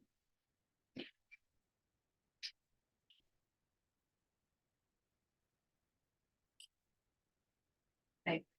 미치겠어요. 만약에 못하는 거라고 한다면 데이터셋을 뭔가 처음부터 끝까지 만들 수 있다고 하면 그렇게 만들면은 이런 문제가 좀 해결될까요? 처음부터. 그러니까 뭔가 스테이블 디퓨전은 저는 잘 모르지만 그냥 느낌상에는 그냥 못하는 게 아닌가라는 느낌이 더 강해서 이게 데이터셋으로 나중에는 해결될 수 있는 건가? 약간 이런 생각이 들어서 궁금해서 발표자님의 생각이 궁금해서였죠. 데이터셋을 모으면은 그쵸, 가능할 것 같아요. 가능할 것 같은데 결국에는 특정 펀트에서 어떤 스피어스 코릴레이션 영향을 미치냐? 이거는 사후적인 이슈 같기도 해서, 아무리 이제 완벽하려고 했지만은 어쩔 수 없이 사후적으로 해결해야 되는 부분이 있을 것 같긴 해서. 근데 결국에는 파인튜닝하고 또 페어한 거 모아와서 이렇게 하는 거 보면은 충분히 그거는 좋은 방식일 것 같습니다. 네, 감사합니다.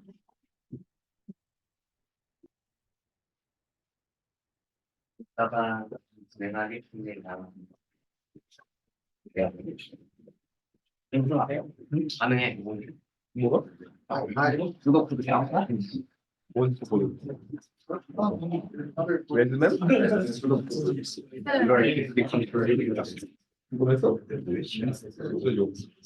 아니, 얘기를 해야 돼. 이렇게. 외로 코드로 짠 게 아니라 외로 짠 게. 두 번째 아니 몇 시야? 몇 시야?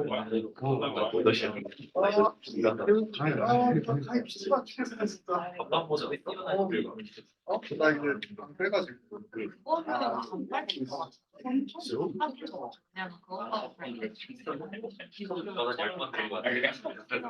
빠른 게 써요 그러면 데이터셋을 뭐 했는지도 안 나와요. 6개월 뒤에 오겠지. 그런 면에서는 그동안 뭔가 그런 면에서는 얼마야? 솔라가 괜찮아. 이거 솔라 부분에 올리베이터 써도 돼. 아니 데이터셋 세팅도 뭔가 아니 이제 일산에서 왔다 갔다 하는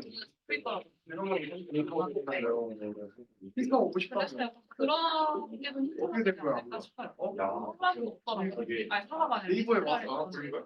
미스트랄이. 그다음에 고마워.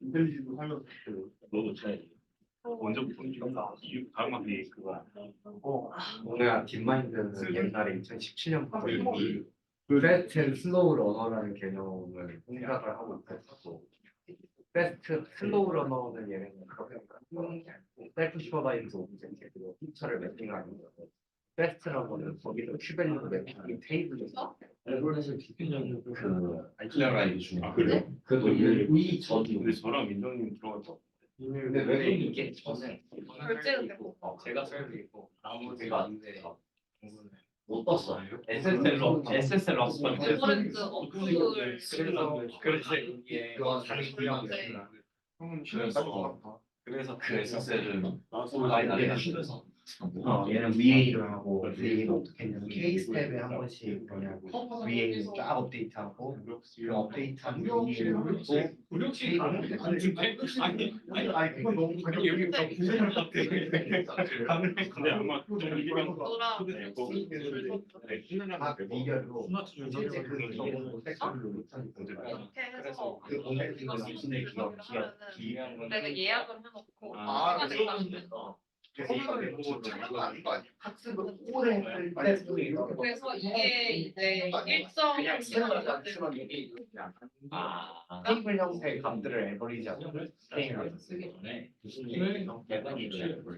근데 학습 초반에는 내가 몰라 가지고 아니 못해요 그냥 실제 아카데믹 필드에서 논문을 이렇게 보다도 그냥 지금 레지컬만 매핑한 게 아니라 그냥 바제스를 D만 매핑 가지고 D에서 D만 A를 제가 자기 사실 한국이 지금은 어떻게 지금은 안고 무력 시위할 거. 그렇지 공간에서 D 뽑은 다음에 그 D랑 가장 가까운 알차게 붙여봤거든요. 오늘 한 4시간 다음에 그걸 몸 보고 많이 보니까 맞아요 AI 수업을 많이 보는 그래서 KD에서 액션이 같은 걸 그러니까 액션별로 특히 그룹핑을 해요. 진짜 말 그대로 매일한 액션별로 K가 뽑았는 디테일이어서 그런 식으로 못 봤어. 네가 어쨌든 액션이 그룹핑을 해. 그래서 그 시스템 체크를 이렇게 값들이 보니까 그 값들을 어쨌든 해버리더라고. 이게 정답력은 아닌데 이게 좋은 인스피레이션을 주는 거야. 스테이지에서 만든 그러니까 이런 것들이 우리는 보면 어쨌든 이번에 LLM 세계에서 외국인들 잘 불합리하고 샘플을 캐고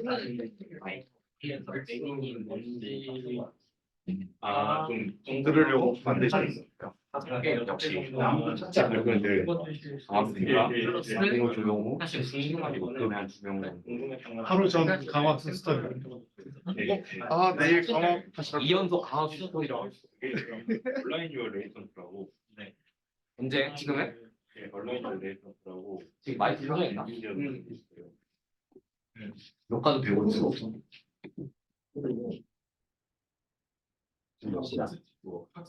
이분만 더 있다. 근데 저는 이거 메시지 안 상관해요? 2분만 있다는 건 아니고 설명 옛날에는 저 CO 월에 아카이브를 뜻하는 노션에다 올려드릴 테니까 모르는 건 했어요. 저기도 특정이죠. 네, 이거 재밌어. 모르겠어. 이건 그래요? 아니 내가 봤을 땐 퀄리티가 되게 나는 마음에 드는데 2011년인가 19년에 생긴 아 이거 그래요? 진짜 역사가 이거는 짧은데 되게 오래 있었을 것 같은 이름인데. 약간 느바인이랑 아빌이 주축이 돼서 좀 만든 학교. 아 그래요? 그래서 여기 내려면 무조건 로봇에 적용한 결과가 있어야 돼 시험. 그게 전제야. 근데 시뮬레이션만 돌리고 내는 것도 많아. 그래? 실제로 뭐 이런 것도 준대. 그렇게 그러지 말라고 써 있잖아. 근데 그런 걸 대만 3분의 2 이상이 로봇이야. 이거 거의 약간 자기 연구실을 전 세계로 확대한 느낌이네. 하프너라고 있는데서 삼자가 아까 말씀하신 드리머 아 걔저 그거 만든 애야. 드리머가 진짜 5번 들었지 뭐.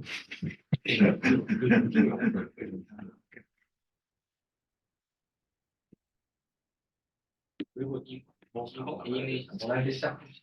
네, 시작하겠습니다. 과제할 논문은 데이드리머라는 월드 모델 스코어 피지컬 로봇 러닝이라는 논문이 많이 하는데 저 더블 클릭 한 번만 해주세요.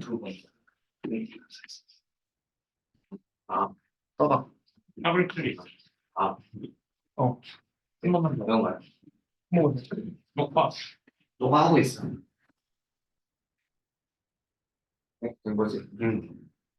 이 논문은 그 작년에 나왔는데 그저 100몇십 회 인용이 된 논문이고 이 논문은 뭐냐면 RL에서 잘 되는 어떤 시뮬레이터 안에서 잘 되는 모델을 리얼 로봇에 그냥 써봤다. 근데 잘한다. 라는 논문입니다. 그래서 이 논문이 새로 제시하는 테크니컬 노벨티는 없고요. 그냥 로봇에서 잘 되네요로 억셉이 된 페이퍼라고 합니다. 그래서 이 논문이 왜 나왔냐부터 이제 메소드 설명하고 실제 로봇에서 어떻게 동작하는지 보면 걸로 사례가 이루어져 있습니다. 이 모티베이션은 지금 이게 유튜브 재생은 안 되는데 일단 강학습을 하면은 저희 뭐 마리오를 학습을 하든 아니면 게임을 학습을 하든 시뮬레이터가 있다고 가정을 하고 거기서 막 학습을 하는 방식이 일반적인 강학습 트레이닝 방식이죠. 근데 이건 당연히 아주 정교한 시뮬레이터를 내가 만들어야 되는 게 전제가 돼야 되는 거고 두 번째로는 내가 실제 나중에 피지컬 로봇에 쓰고 싶다면 그 실제 리얼 월드와 시뮬레이터의 어떤 미묘한 차이 때문에 시뮬레이터에서 학습이 잘 된 PC가 실제 로봇에 쓰면 잘 안 되는 이런 일이 매우 흔하게 발생하는데 그걸 저희가 심큐리얼 딥이라고 합니다. 반대로 지금 얘도 썸네일밖에 안 되는데 얘는 그러면 그냥 처음부터 피지컬 로봇에다가 현실 세계에서 그냥 아래 학습시켜보자 라는 걸 당연히 많이 시도했는데 너무나 많은 CMS가 필요한데 당연히 시뮬레이터는 느릴 거고 일단 로봇 하나를 움직이는데 코스트도 시간도 훨씬 많이 걸리고 로봇 고장나기라도 비싸잖아요. 그렇기 때문에 상당히 좀 비실용적이다라고 생각이 들고 있습니다. 그러면 잠시 리얼을 떠나서 이 시뮬레이터 상에서 이 월드 모델이라는 기본 방법론이 있는데 얘는 뭐냐면 시뮬레이터가 있든 없든 내가 가상의 시뮬레이터를 한번 만들어 보자 라는 게 월드 모델이라는 방법론입니다. 예를 들면 여기 아탈이라는 게임이 있고 뭐 무조건 어떤 움직이는 그런 시뮬레이터가 있는데 누가 이제 계속 제공해 줬다고 하면은 오픈AI에서 내가 현재 스테이트는 이러한 상황에서 내가 특정 액션을 했다라는 걸 이 소프트웨어에 집어넣으면은 아웃풋으로 다른 화면과 너가 방금 한 행동 뭐 1점이야 이런 아웃풋 주는 게 제가 시뮬레이터를 갖고 있다고 한 거겠죠. 근데 이거를 비슷하게 한번 모사해보자는 겁니다. 이 월드 모델을 일종의 뉴럴 넷으로 저희가 이니셜라이즈를 하고 현재 스테이트와 액션을 넣었을 때 다음 스테이트와 이 행동으로 받을 리워드를 아웃풋으로 내밀는 뉴럴넷을 우리가 만약에 학습시킬 수 있다면 이걸 뭔가 할 수 있는 게 되게 많지 않겠냐. 이게 월드 모델입니다. 만약에 월드 모델을 갖고 있으면 뭘 할 수 있냐면 제가 강학습이라는 건 기본적으로 이제 막 여러 환경에서 움직여 보면서 데이터를 수집한 다음에 그 수집한 데이터로 뭐 이것저것 학습을 해본다. 이게 강학습이잖아요. 그러면 뭐 실제로 움직이지도 않고 일종의 상상 속으로 이 머릿속으로 이 월드 모델링을 이용해서 가상의 어떤 시뮬레이션을 계속 해보는 몇 번 해보는 거죠. 저는 실제로는 현실 세계에서 몇 번 움직이지도 않았는데 상상 속에서 10번 동안 이렇게 게임을 해본 셈이 돼요. 예를 들면 데이터에 어그멘테이션 효과가 있을 수도 있는 거고 혹은 현재 내가 스테이트에서 특정 액션을 했을 때 다음 스테이트가 나오니까 이걸로 뭐 그냥 플래닝을 해서 뭐 문제를 풀 수 있는 거고 또 그 외에 여러 가지 수준 방법들이 있습니다. 그래서 상당히 많이 연구가 아래에서 되고 있는데 이 대부분의 연구는 다 시뮬레이터 안에서만 저희가 많이 시도가 되어 왔었어요. 그 말에. 그러니까 요런 그 시뮬레이터 안에서 그냥 한 환경에서 저런 것까지 시뮬레이터가 있지만 저런 learn 시뮬레이터를 추가로 배워놓으면 학습이 빨라지더라. 뭐 이런 식으로 진행이 되었는데 이제 그런 거의 대표적인 논문을 지은 저자가 이거 실제 로봇에 그냥 써보자 라고 해서 써본 논문이 바로 이 논문입니다. 그래서 그 논문은 뭐냐면 월드 모델 중에 아마 이게 가장 많이 된 드리머라는 논문이 있는데 이 저자가 이 플라넷이라는 논문부터 시작해서 이 관련된 논문을 사실 이걸로 한 9개, 10개 정도 내고 있는데 이 4개의 논문이 그 월드 모델을 어떻게 잘 만들어 볼까에 대한 논문이고 합쳐서 현재 한 3,000회가 넘는 이거는 처음에는 그냥 뭐 픽셀 게임 깨다가 지금은 이게 시뮬레이터 여러 가지 시뮬레이터 게임들인데 뭐 마인크래프트, 뭐 아타리 비디오 게임 아니면 뭐 여러 가지 뭐 탐험도 잘해야 되는 게임 아니면 컨트롤 이런 거 다 월드 모델 하나 잘 배워놓으면 기가 막힌다. 뭐 이런 논문가 최근됐습니다. 그래서 이제 한번 리얼 월드로 넘어가 보자는 거죠. 네. 그래서 이 페이퍼 리얼 월드 로봇 해보자. 그래서 여기서는 총 4개의 로봇을 해보는데요. 하나는 이미지만 인풋으로 받아서 이 주어진 골 지점까지 가야 되는 내비게이션 어떤 태스크도 있고 아니면 이 사족보행 로봇인데 이게 생각보다 뭐 빨리 배우기가 어렵다고 하더라고요. 이거를 시뮬레이터에서 어떤 프리트레이닝 하는 것도 없이 그냥 리얼 월드에 뿌리면은 1시간 만에 서서 걸어다니고 막 치고 막 뒤집으려도 알아서 다시 뒤집어서 걸어다니는 거 배운다. 인풋이 뭐예요?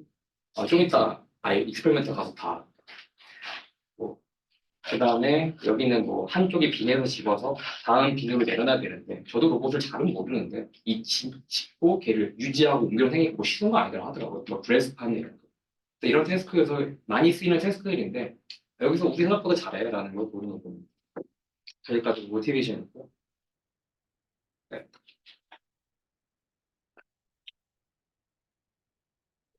방법은 어떤 아래 에이전트가 있다고 할 때 얘를 리얼 월드에서 그냥 몇 번 트라이를 에러를 시켜보면 얘가 막 왔다 갔다 하면서 데이터를 모으겠죠. 그 데이터를 가상의 어떤 딕셔너리에 저희가 모으게 되는데 얘를 이용해서 가상의 시뮬레이터, 즉 월드 모델 학습시킨 다음에 얘를 이용해서 다시 뭔가 아래 폴리시 잘 학습해보자. 이게 드리머 방법이고 이걸 리얼 월드 해보는 겁니다. 사실 메서드는 그냥 드리머를 제가 설명을 드릴 건데 드리머라는 거는 아까 말씀드렸듯이 내가 가상의 시뮬레이터가 있다면 얘를 뭐 이것저것 쓸 때가 많다고 그랬잖아요. 여기서는 메인 포인트는 일종의 데이터 어그멘테이션 효과를 가져가는 겁니다. 그러니까 실제로는 내가 한 게임이 총 100초라고 하면은 100번의 스텝을 내가 밟아야 된다고 하면은 한 5개 모으는 겁니다. 그럼 내가 총 500번의 어떤 실제 로봇이 움직여야 되겠죠. 피지컬 로봇이. 그 상태에서 내가 월드 모델을 뭔가 잘 배워놓으면은 총 내가 5번 게임을 했는데 상상 속에서 한 100번 게임 더 하는 겁니다. 그럼 우리 트레이토리가 5개밖에 없었는데 나는 총 105개의 뭔가 실제 인터랙션을 한 것만큼 데이터가 20배 생길 거고 그걸로 학습을 빨리 해보자. 뭔가 이런 게 메인 모티베이션이 되는 게 드리머나 알고리즘. 이거는 어떤 그림이냐면 이게 실제로 제가 이 내 아래 에이전트가 시뮬레이션, 그러니까 환경과 상호작용하면서 움직인 어떤 트레이토리입니다. 처음에 이렇게 시작했을 때 이렇게 쭉 간다라고 상상한 건데 나의 배워진 가상 시뮬레이터 월드 모델에다가 이 5초까지의 데이터가 왔습니다. 그리고 너가 5초부터 50초까지 상상해서 어떻게 될지 네가 한번 예측해봐. 그거를 그다음에 CNN 디코더 태워서 리컨스트럭션 해본 건데 생각보다 완전 똑같지 않지만 그럴듯한 게 많이 뽑아내더라. 뭐 이 정도면은 이것도 데이터 추가시켜서 학습하면 좋겠네. 뭐 그래서 약간 그거에 대한 어떤 근거라고 볼 수도 있는 거죠. 그래서 이런 느낌으로 드리머가 하게 됩니다. 드리머는 총 두 단계로 이루어졌습니다. 처음에는 데이터를 처음에 모으고 조금 움직여서 모은 다음에 걔로 월드 모델이라는 걸 학습을 시켜봅니다. 그게 첫 번째 단계고요. 이제 두 번째 단계는 그 월드 모델을 배워놨으면 데이터 불리게 해서 우리가 평소에 R을 fully 학습하듯 R을 배워보자. 이렇게 두 단계를 반복적으로 이터레이티브하게 학습하게 됩니다.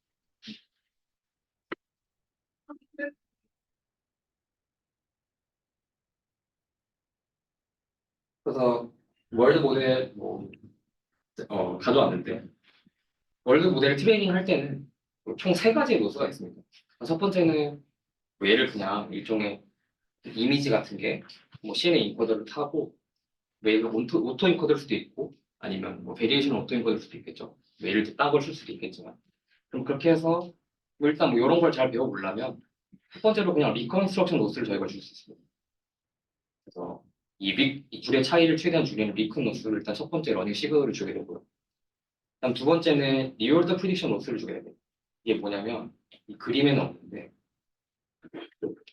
실제로 제가 그러니까 처음에 이 월드 모델을 학습할 때는 이 위에 이 리플레이 버퍼에 어느 정도 쌓은 다음에 제가 시작을 합니다. 그 말은 저 리플레이 버퍼에 뭐가 들어있냐면 스테이트 1, 그다음 액션 1, 그다음에 리워드 1, 그다음에 내가 도달한 넥스트 스테이트, 그다음에 그 다음 스테이트에서 나는 어떤 액션을 했고 리워드는 뭘 받았고 넥스트 스테이트 이동했다. 이런 게 실제 데이터가 좀 쌓여있다고 저희가 생각하고 월드 모델 트레이닝을 하고 있는 겁니다. 그랬을 때 실제 내가 이러한 옵저베이션에서 이러한 액션을 했을 때 저희가 받은 리워드 데이터가 있겠죠. 따라서 실제로 이러한 옵저베이션에서 이러한 스테이트에서 이러한 액션을 했을 때 실제로 내가 받은 리워드가 있을 겁니다. 그냥 걔도 한번 그 뉴럴 네트워크 해달라 연결해가지고 네가 저때 리워드를 얼마 받았을까? 뭐 리워드도 예측을 해보라는 겁니다. 강화학습에서 특히 컨트롤 태스크에서 리워드를 예측하려는 거는 리워드를 잘 맞출수록 이 태스크에서는 그러니까 리워드라는 게 사실 이 태스크가 무엇인지 설명하는 거거든요. 그러니까 리워드를 정확히 맞춘다는 거는 이런 행동을 하면 리워드가 높이 주네 혹은 이런 행동을 하면 리워드가 낮게 주네란 말은 그런 거를 어떤 뉴럴 네트워크한테 시그널을 흘려줄 수 있다면 네트워크가 자연스럽게 이런 건 좀 중요한 거고 이런 건 좀 안 중요하구나 그런 걸 반영하게 학습을 할 수 있다는 어떤 생각 때문에 이 리워드 프리딕션 로스도 월드 모델을 트레이닝 할 때 로스를 주게 돼요. 그래서 첫 번째는 리컨 로스였고 이미지를 복원하는 두 번째는 이 태스크에서 내가 실제로 받은 이게 가상으로 상상하는 건데 너 지금 네가 상상해서 네가 미래에 리워드를 몇 받았을지 상상해봐. 정확히 맞추면 로스가 0 틀리면 로스를 좀 많이 하는 그 두 가지의 리워드 프리딕션 로스를 주게 되고 또 한 가지가 더 있는데 KL로스 주고 있는데 이전에 사실 이 두 개만으로도 만약에 저희가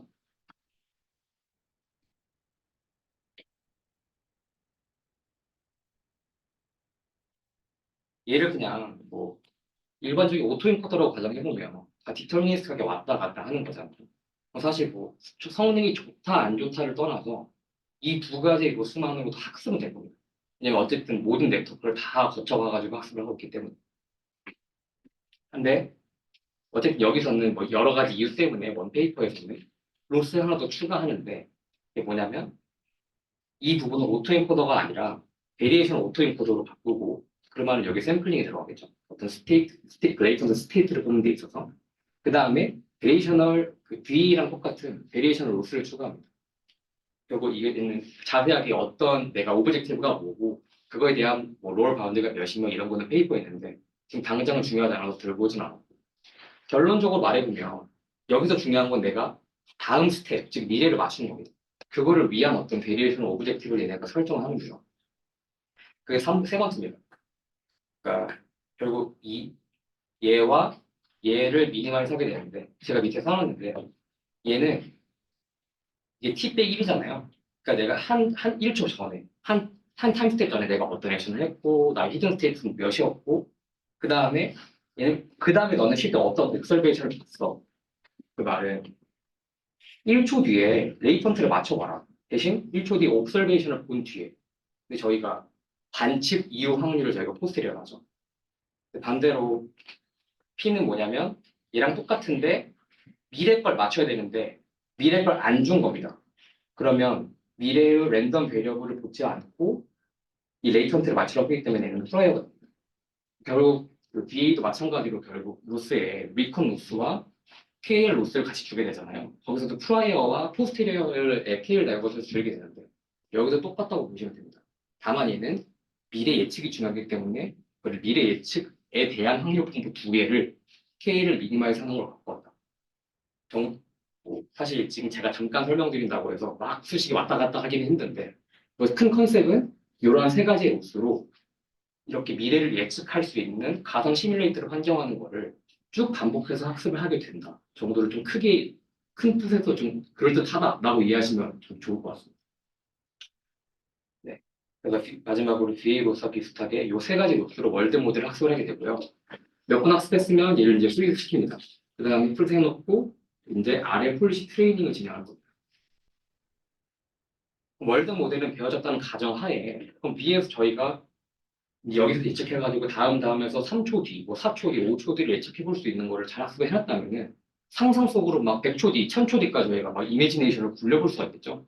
가상 데이터를 저희가 상상할 수 있다는 셈이 되고 그 가상 데이터로 아래 폴리시 학습하자.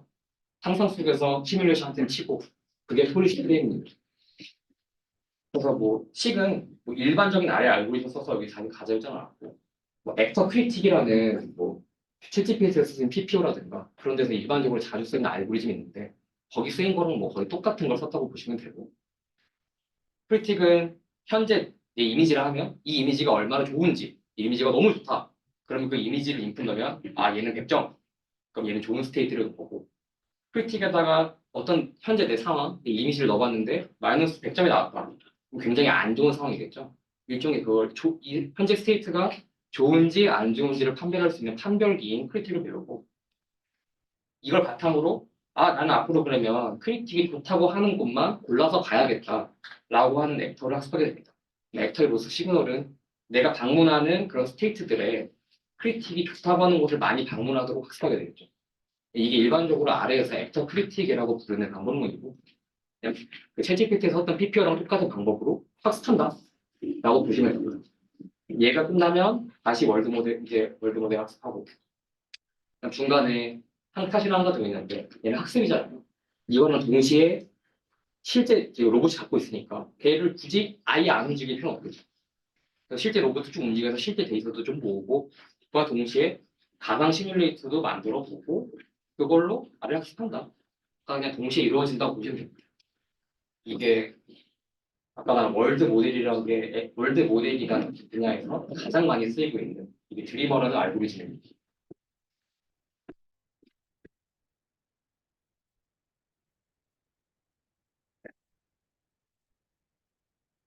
사실 메소드 이게 다른데 왜냐하면 드리머를 그대로 적용했기 때문에 얘가 강조하는 게 그대로 썼다를 되게 자랑스럽게 강조합니다. 하이퍼 파라미터 변경도 안 하고 그냥 썼는데 실패하니까 얼마나 되냐. 그게 때문에 메소드 이게 끝입니다. 그래서 얘네가 한 거는 아까 말한 네 가지의 로코모션, 그 다음에 짓는 매니플레이션, 그 다음에 내비게이션 이 세 개에서 이제 진행을 하게 되고요. 첫 번째 로코모션인데 이 쿼드랍 로봇 워킹이라는 게 되게 쉬운 게 아니더라고요. 제가 사실 로봇을 잘 모르는데 기존에는 이 쿼드랍 로봇이 잘 걸어다니고 뭐 사람 옆에서 쳐도 좀 잘 일어나고 이런 거 하려면 좀 되게 시뮬레이터에서 먼저 학습을 정교하게 좀 잘 시켜놓은 다음에 걔를 갖다 놓는다든가 아니면 얘를 언제 끊고 다시 원위치로 사람이 들어서 옮겨놔줘야 될지 이런 것도 좀 고려를 해야 되고 좀 신경 쓰게 많다 하더라고요. 자기네들은 그냥 그런 거 필요 없이 자기네 걸로 학습시켜보는데 바로 잘 되더라 라는 걸 보여주기 위해 이 실험을 가져온 것 같고요. 그냥 엔터테인먼트로 우리 거 하세요 라는 걸 보여주기 위해 스테이트는 여기서는 이미지를 쓰지 않습니다. 그냥 모터의 각도, 현재 각 관절의 속도라던가 뭐 관절 방향 같은 걸 그냥 스테이트에 넣어주게 되고요. 액터는 이 모터를 그냥 어떻게 조정할 건가가 저희가 액션이 되고 리워드는 이게 처음에 시작을 뒤집어서 하게 됩니다. 처음에 뒤집어야 이제 일어설 수가 있겠죠. 뒤집기 리워드를 주고 뒤집었는데 퍼져 있으면 안 되잖아요. 퍼져서 똑바로 서 있어 리워드를 주고 그 다음에 앞으로 걸으면 잘 걸었다고 리워드를 줍니다. 우리가 원하는 건 뒤집은 놈이 일어선 다음에 똑바로 서서 이제 앞으로 가면은 최고의 리워드를 받는 어떤 태스크가 되는 거겠죠. 리워드 펑션 디자인은 그냥 이제 부사가 알아서 부사가 매뉴얼하게 그러니까 알아서 저장하고 대신 이제 다른 베이스라인과 똑같은 리워드를 다 준 다음에 우리께 저장을 해야 돼. 되게 스페시픽하게 됩니다. 근데 저거는 저 리워드는 스테이트를 알면 알 수 있는 거예요? 어, 아니에요? 다시. 그러니까 저 모터 앵글 오리엔테이션 벨로시티를 알면은 내가 엎어져 있는지 이렇게 있는지 알아요? 아, 그게 약간 다른 게, 그러니까 에이전트 입장에서는 사실 모든 정보를 얘가 다 받은 건 아니잖아요. 근데 우리 입장에서는 뭔가 알 수는 있거든요. 네. 그럼 그 입장에서 이 엉덩이의 각도, 아. 위치 이런 걸 계산하면 대충 때려 맞출 수가 있다. 그렇게 해가지고 뭐 일종의 우리가 되게 모델 입장에서 신이라고 한다. 우리는 얘가 서인지 아닌지는 알 수 있는 거니까. 뭔가 그러니까 저 리워드가 오토매틱하게 계산된다는 네, 거죠? 된다요. 네. 저 드리버 학습시킬 때 VA로 이미지 인풋 받아서 한다 했잖아요. 근데 인풋이 스테이트로 바뀌면 학습은 어떻게 하겠나요?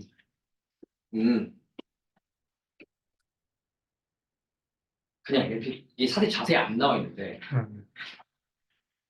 그러니까 원래 월드 모델이나 모델 베이스드가 그 렉스 예측할 때 꼭 이미지가 아니어도 되긴 되거든요. 근데 드리버는 페이퍼에서는 잘 안 했어요. 그래서 아마 그냥 이미지가 아니라 CM을 안 쓰고 MLP로 그냥 피처를 예측하지 않았을까 싶은데 뭐 서플이랑 메인 페이퍼에 안 나왔어요. 그리고 이거 잠깐 동영상을 보자면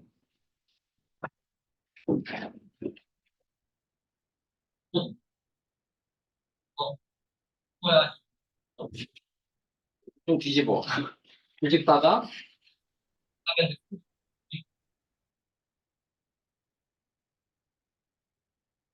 좀 더 지나서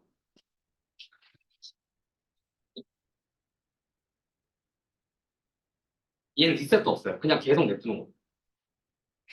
근데 인간이 매뉴얼하게 리셋도 없어요. 여기 없는 게 인간이 계속 끌어다 주고 있잖아요, 가운데로.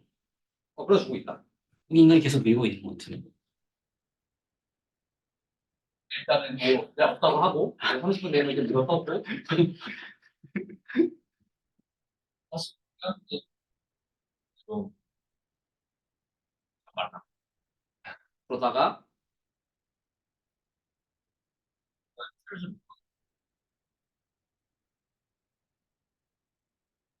하다가 아까 말한 월드 모델 트레이닝을 계속 내가 보인다. 얘가 보여주고 싶은 실험이고 그냥 프롬 스크래치로 이건 뭐냐면 한 시간 학습 하고 타임이 몇 번씩 이거 10분 만에 치는 걸로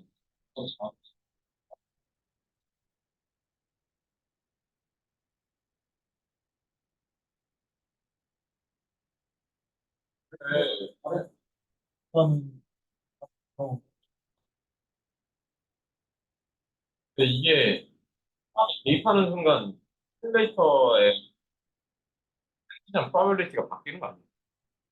사람이 그러니까 원래 나는 이게 액션하면 옆으로 갈 수 있었는데 사람이 한 대 때리면은 내가 원하는 대로 안 되는 거야. 맞아. 근데 그게 스테이트가 어떻게 정의되어 있냐고. 근데 뭐 내가 오른쪽으로 가고 싶은데 내가 치면 나는 당연히 오른쪽으로 갈 수 있거든. 원래는 내가 같은 스테이트에서 이 액션하면 앞으로 가는데 사람이 치면 갑자기 뭔가 뒤로 갈 수 있어. 아니 그게 아니라 내가 현재 받는 힘이 기록되는 센서면 그 센서 자체에서 애초에 내가 뒤쪽으로 밀리고 있다라는 힘을 알 수도 있을 것 같아요. 근데 그런 센서는 없으니까 이 세팅에서는 없다고 했으니까 아까는 뭐 간단히 설명하게 사람이 쳐서 날아갈 때 그 관절의 위치나 속도 같은 게 기록이 돼 스테이트로 들어가긴 하니까 뒤집어져서 근데 언제 나를 누가 쳤는지 이런 거는 뭐 알 필요 없으니까 정확히 치고 인터벤션이 일어나는 시점은 몰라도 그 인터벤션 때문에 그것 때문에 월드 모델이 어떤 노이즈가 가미가 될 수 있을 것 같긴 한데 뭐 데이터는 많은데 뭐 샘플 몇 개 좀 그렇다고 월드 모델 성능에는 방해가 될 것 같아요. 그 오른쪽에 근데 저기 7점 받으면 어느 정도 하는 거예요? 그래도 세기 그래도 14점이 만점. 만점이라는 게 정확히 좀 11점 근데 7점 정도면 어느 정도 하는 그러니까 거죠? 그게 아주 왜 만점인지는 서술을 안 해놨는데 얘네가 설정을 리허 세팅해서 14점 받으면 사실상 최고 잘하는 거더라고. 그냥 한 문장만 써있어.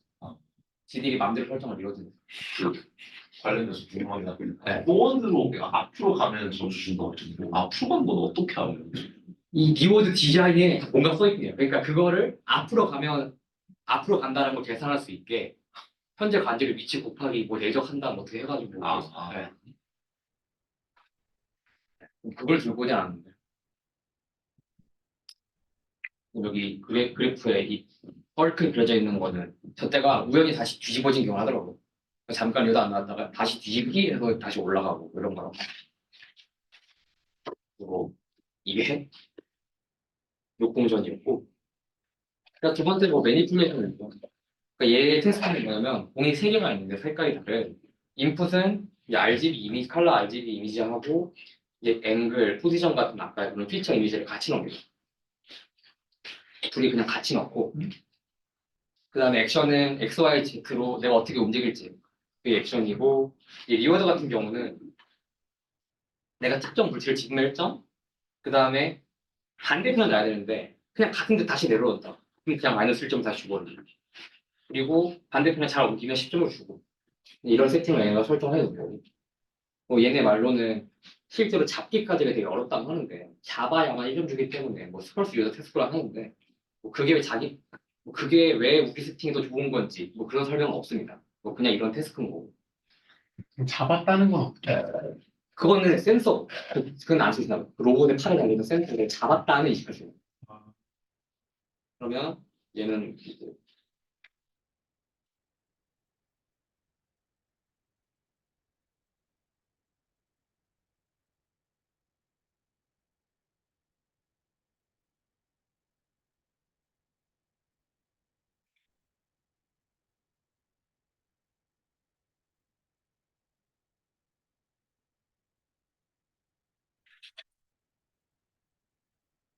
실적 현재 옮겼으니까 빨간색 다시 있고 딴 거 가려고 한다 이런 거고 휴먼 성능은 뭐냐면 3점이라 돼 있는데 저기 3개를 넘긴 거거든요. 그러니까 사람이 이 컨트롤러나 아니면 로봇 뒤에 잡고 사람이 로봇을 조정해 봐요.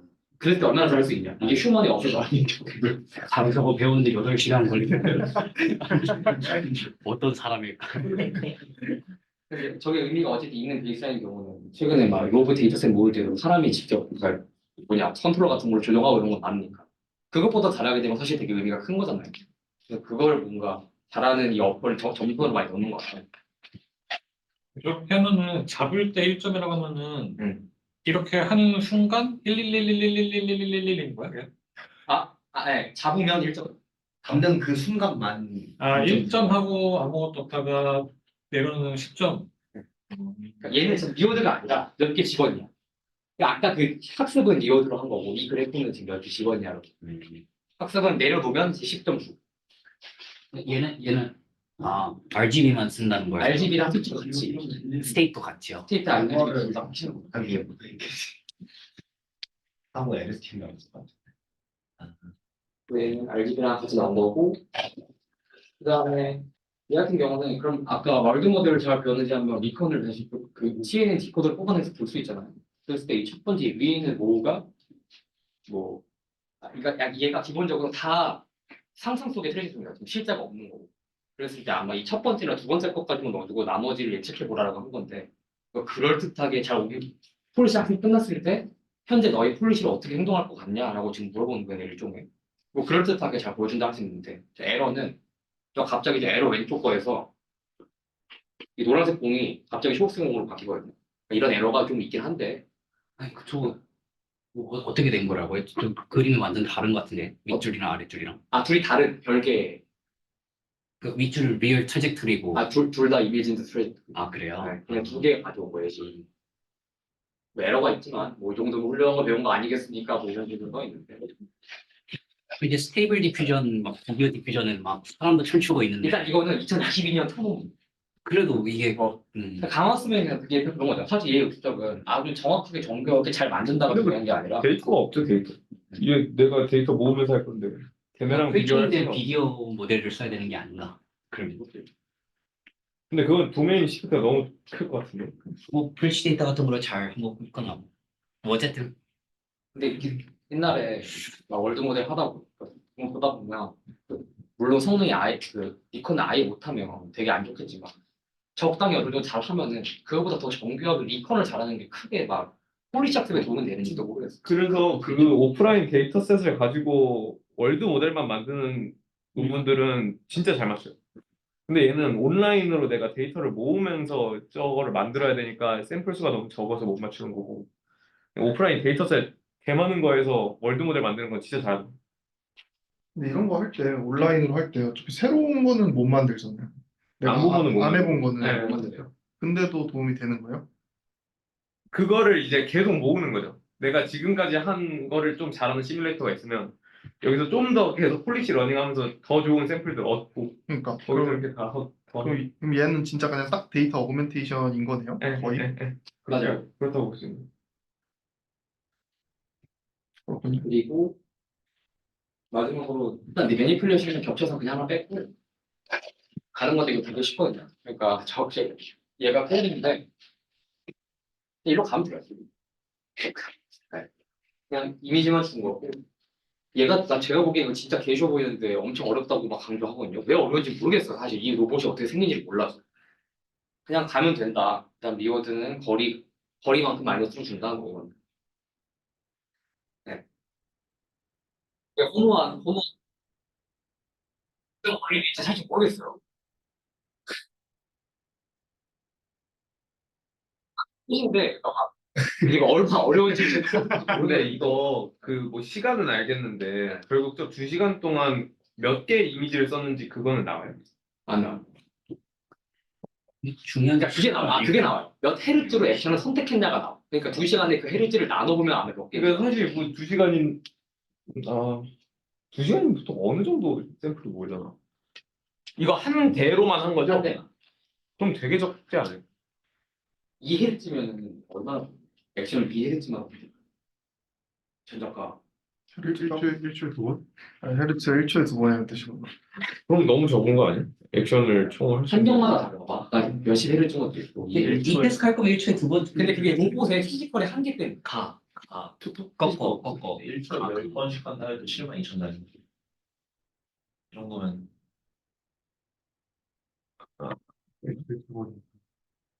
네, 1초에 2번이면 이미 움직이려고 액션이 딱 나왔을 때 공은 좀 앞으로 가 있고 이러는 거 아니에요? 가던 관성이 있으니까요. 네. 그러니까 사실 제가 로봇을 보려고 그랬는데 걔네가 써놓은 게 원래 그걸 조절하기 위해 뭐 PD 컨트롤러 어떻게 썼고 이런 내용이 있었는데 그다음 그걸 보정하는 뭔가가 있긴 한가? 아래스러운 걸 평가해보기 위해 뭐 맞추는 세팅이 좀 있는 것 같아요. 이렇게 빨리 네, 끝났는데 아더 월크는 사실 너무 간단하기 때문에 야 이거 잘 된다 딴 것도 해보자 이런 게 사실 너무 많고 위에 거는 아까 모델 풀이가 문제가 많다고 했잖아요. 잘 되는데? 라는 논문입니다. 우리가 너네 이긴다 그냥 모델 풀이를 해도 뭐 이런 논문도 나왔고 이 이름이 유명한데 러핑 투 워크, 러닝 투 워킹 스트레칭 인데스 공원 걸어다니는 거 20분 안에 그냥 PPO 부재성 박자 뭐 이런 것도 있고 아니면은 아까 김 선생님이 말한 대로 이 오프라인 유튜브 비디오 같은 걸로 월드 모델 잘 프리트 해놓으면 당연히 파인 튜닝만 해서 쓰면 되게 좋지 않겠냐 뭐 이런 것도 많고 파생되는 먹으면 되게 많다.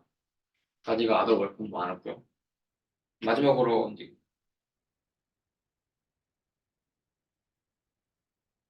또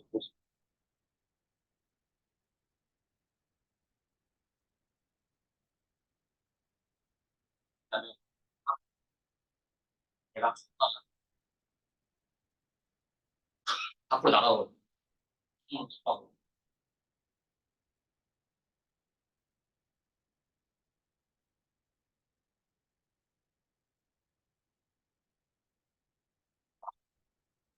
언제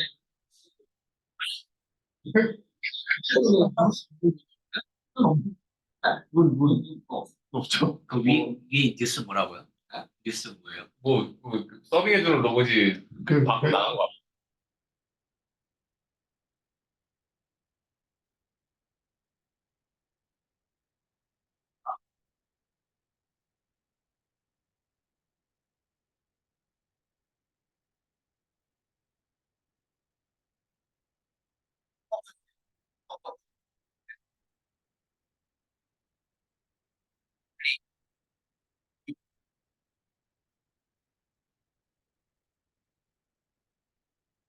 얘는 뭘로 학습? DOLLIE 뭘로 해? 삼성이라는 거 삼성이 앞으로 로봇 투자하겠다고 뭐라고? 발표했거든. 지금 이걸 IE CES 2024 아 CS 어제가 그제 공개 삼성전자가 몰래 만들고 있어. 이게 이거는 비슷한 거 막 4, 5년 전에 뭐 하나 발표한 거 있잖아. 동그라미 근데 홈 팩에서 어시스턴트. 뭐 유튜브가 안 되는데. 왜요? 이거 잘 안 되는 거네요. PC 화면으로만 아, 내거 에어플레이 끊고 보면 돼. 저거 어차피 윈도우 프로그램이라서 그럼 안 끊고 그냥 아니, 또 화면 전환. 저거 더블 알탭 하면 돼요. 그렇게요.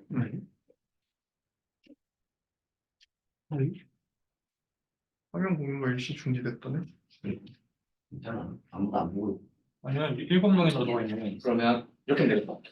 뭐야 여태까지 다 안 되고 있었나? 아니 이거 나와도 그렇게 거 CES 2024 3년 전부터 하고 있어. 이게 GD가 참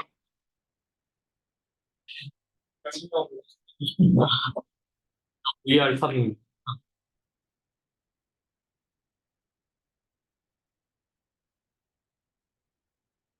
삼성 거야?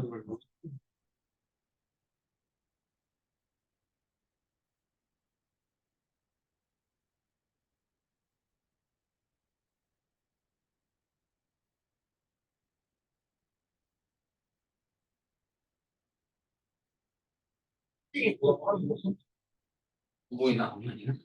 아, 굿이라네.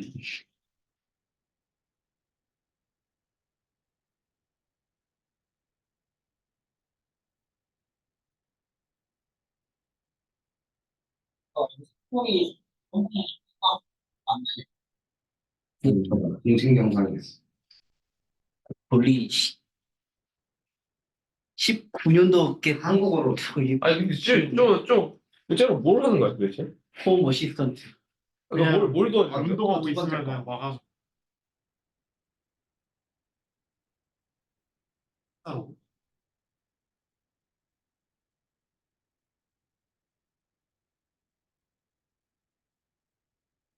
예. 나도 고정된 캠으로 해서 빨리. 아빠 지옥은 얼마나 힘든데. 그래서 원래 카메라 3대 샀잖아.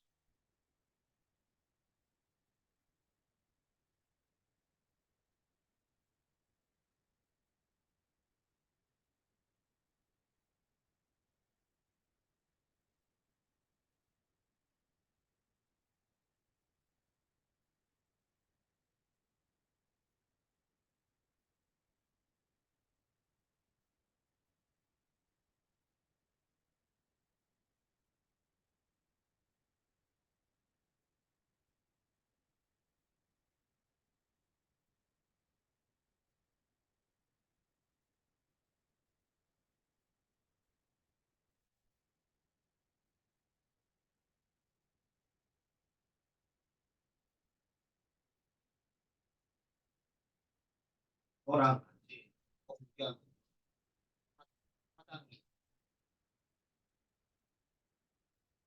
근데 저게 로봇이라고 이거 그린 거 그려.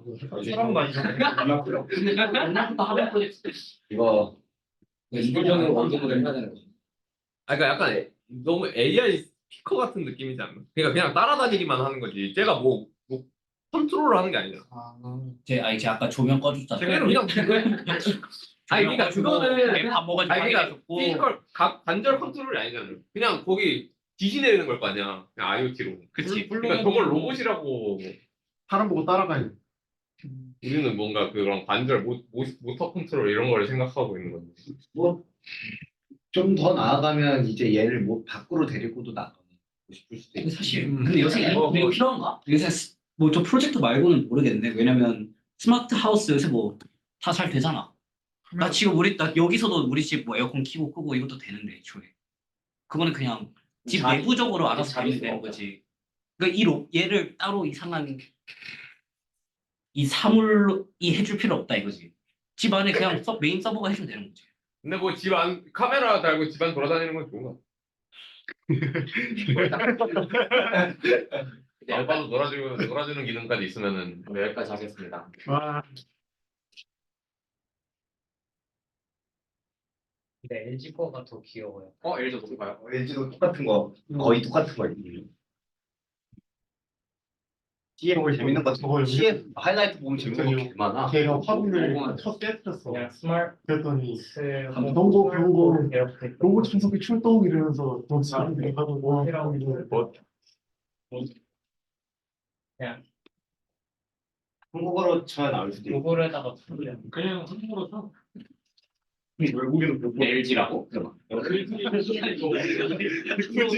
굳이 저거까지 CS 이거. 여기 있다. 이거요? 네. 귀엽다.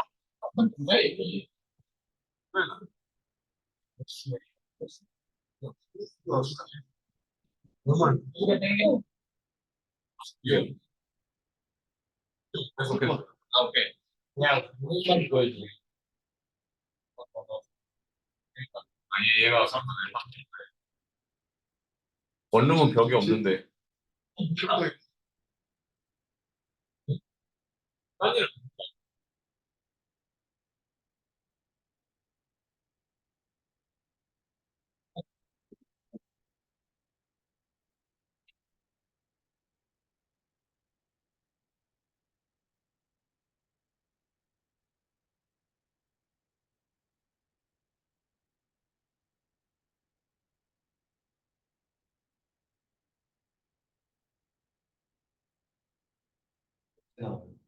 나온 거 아니야?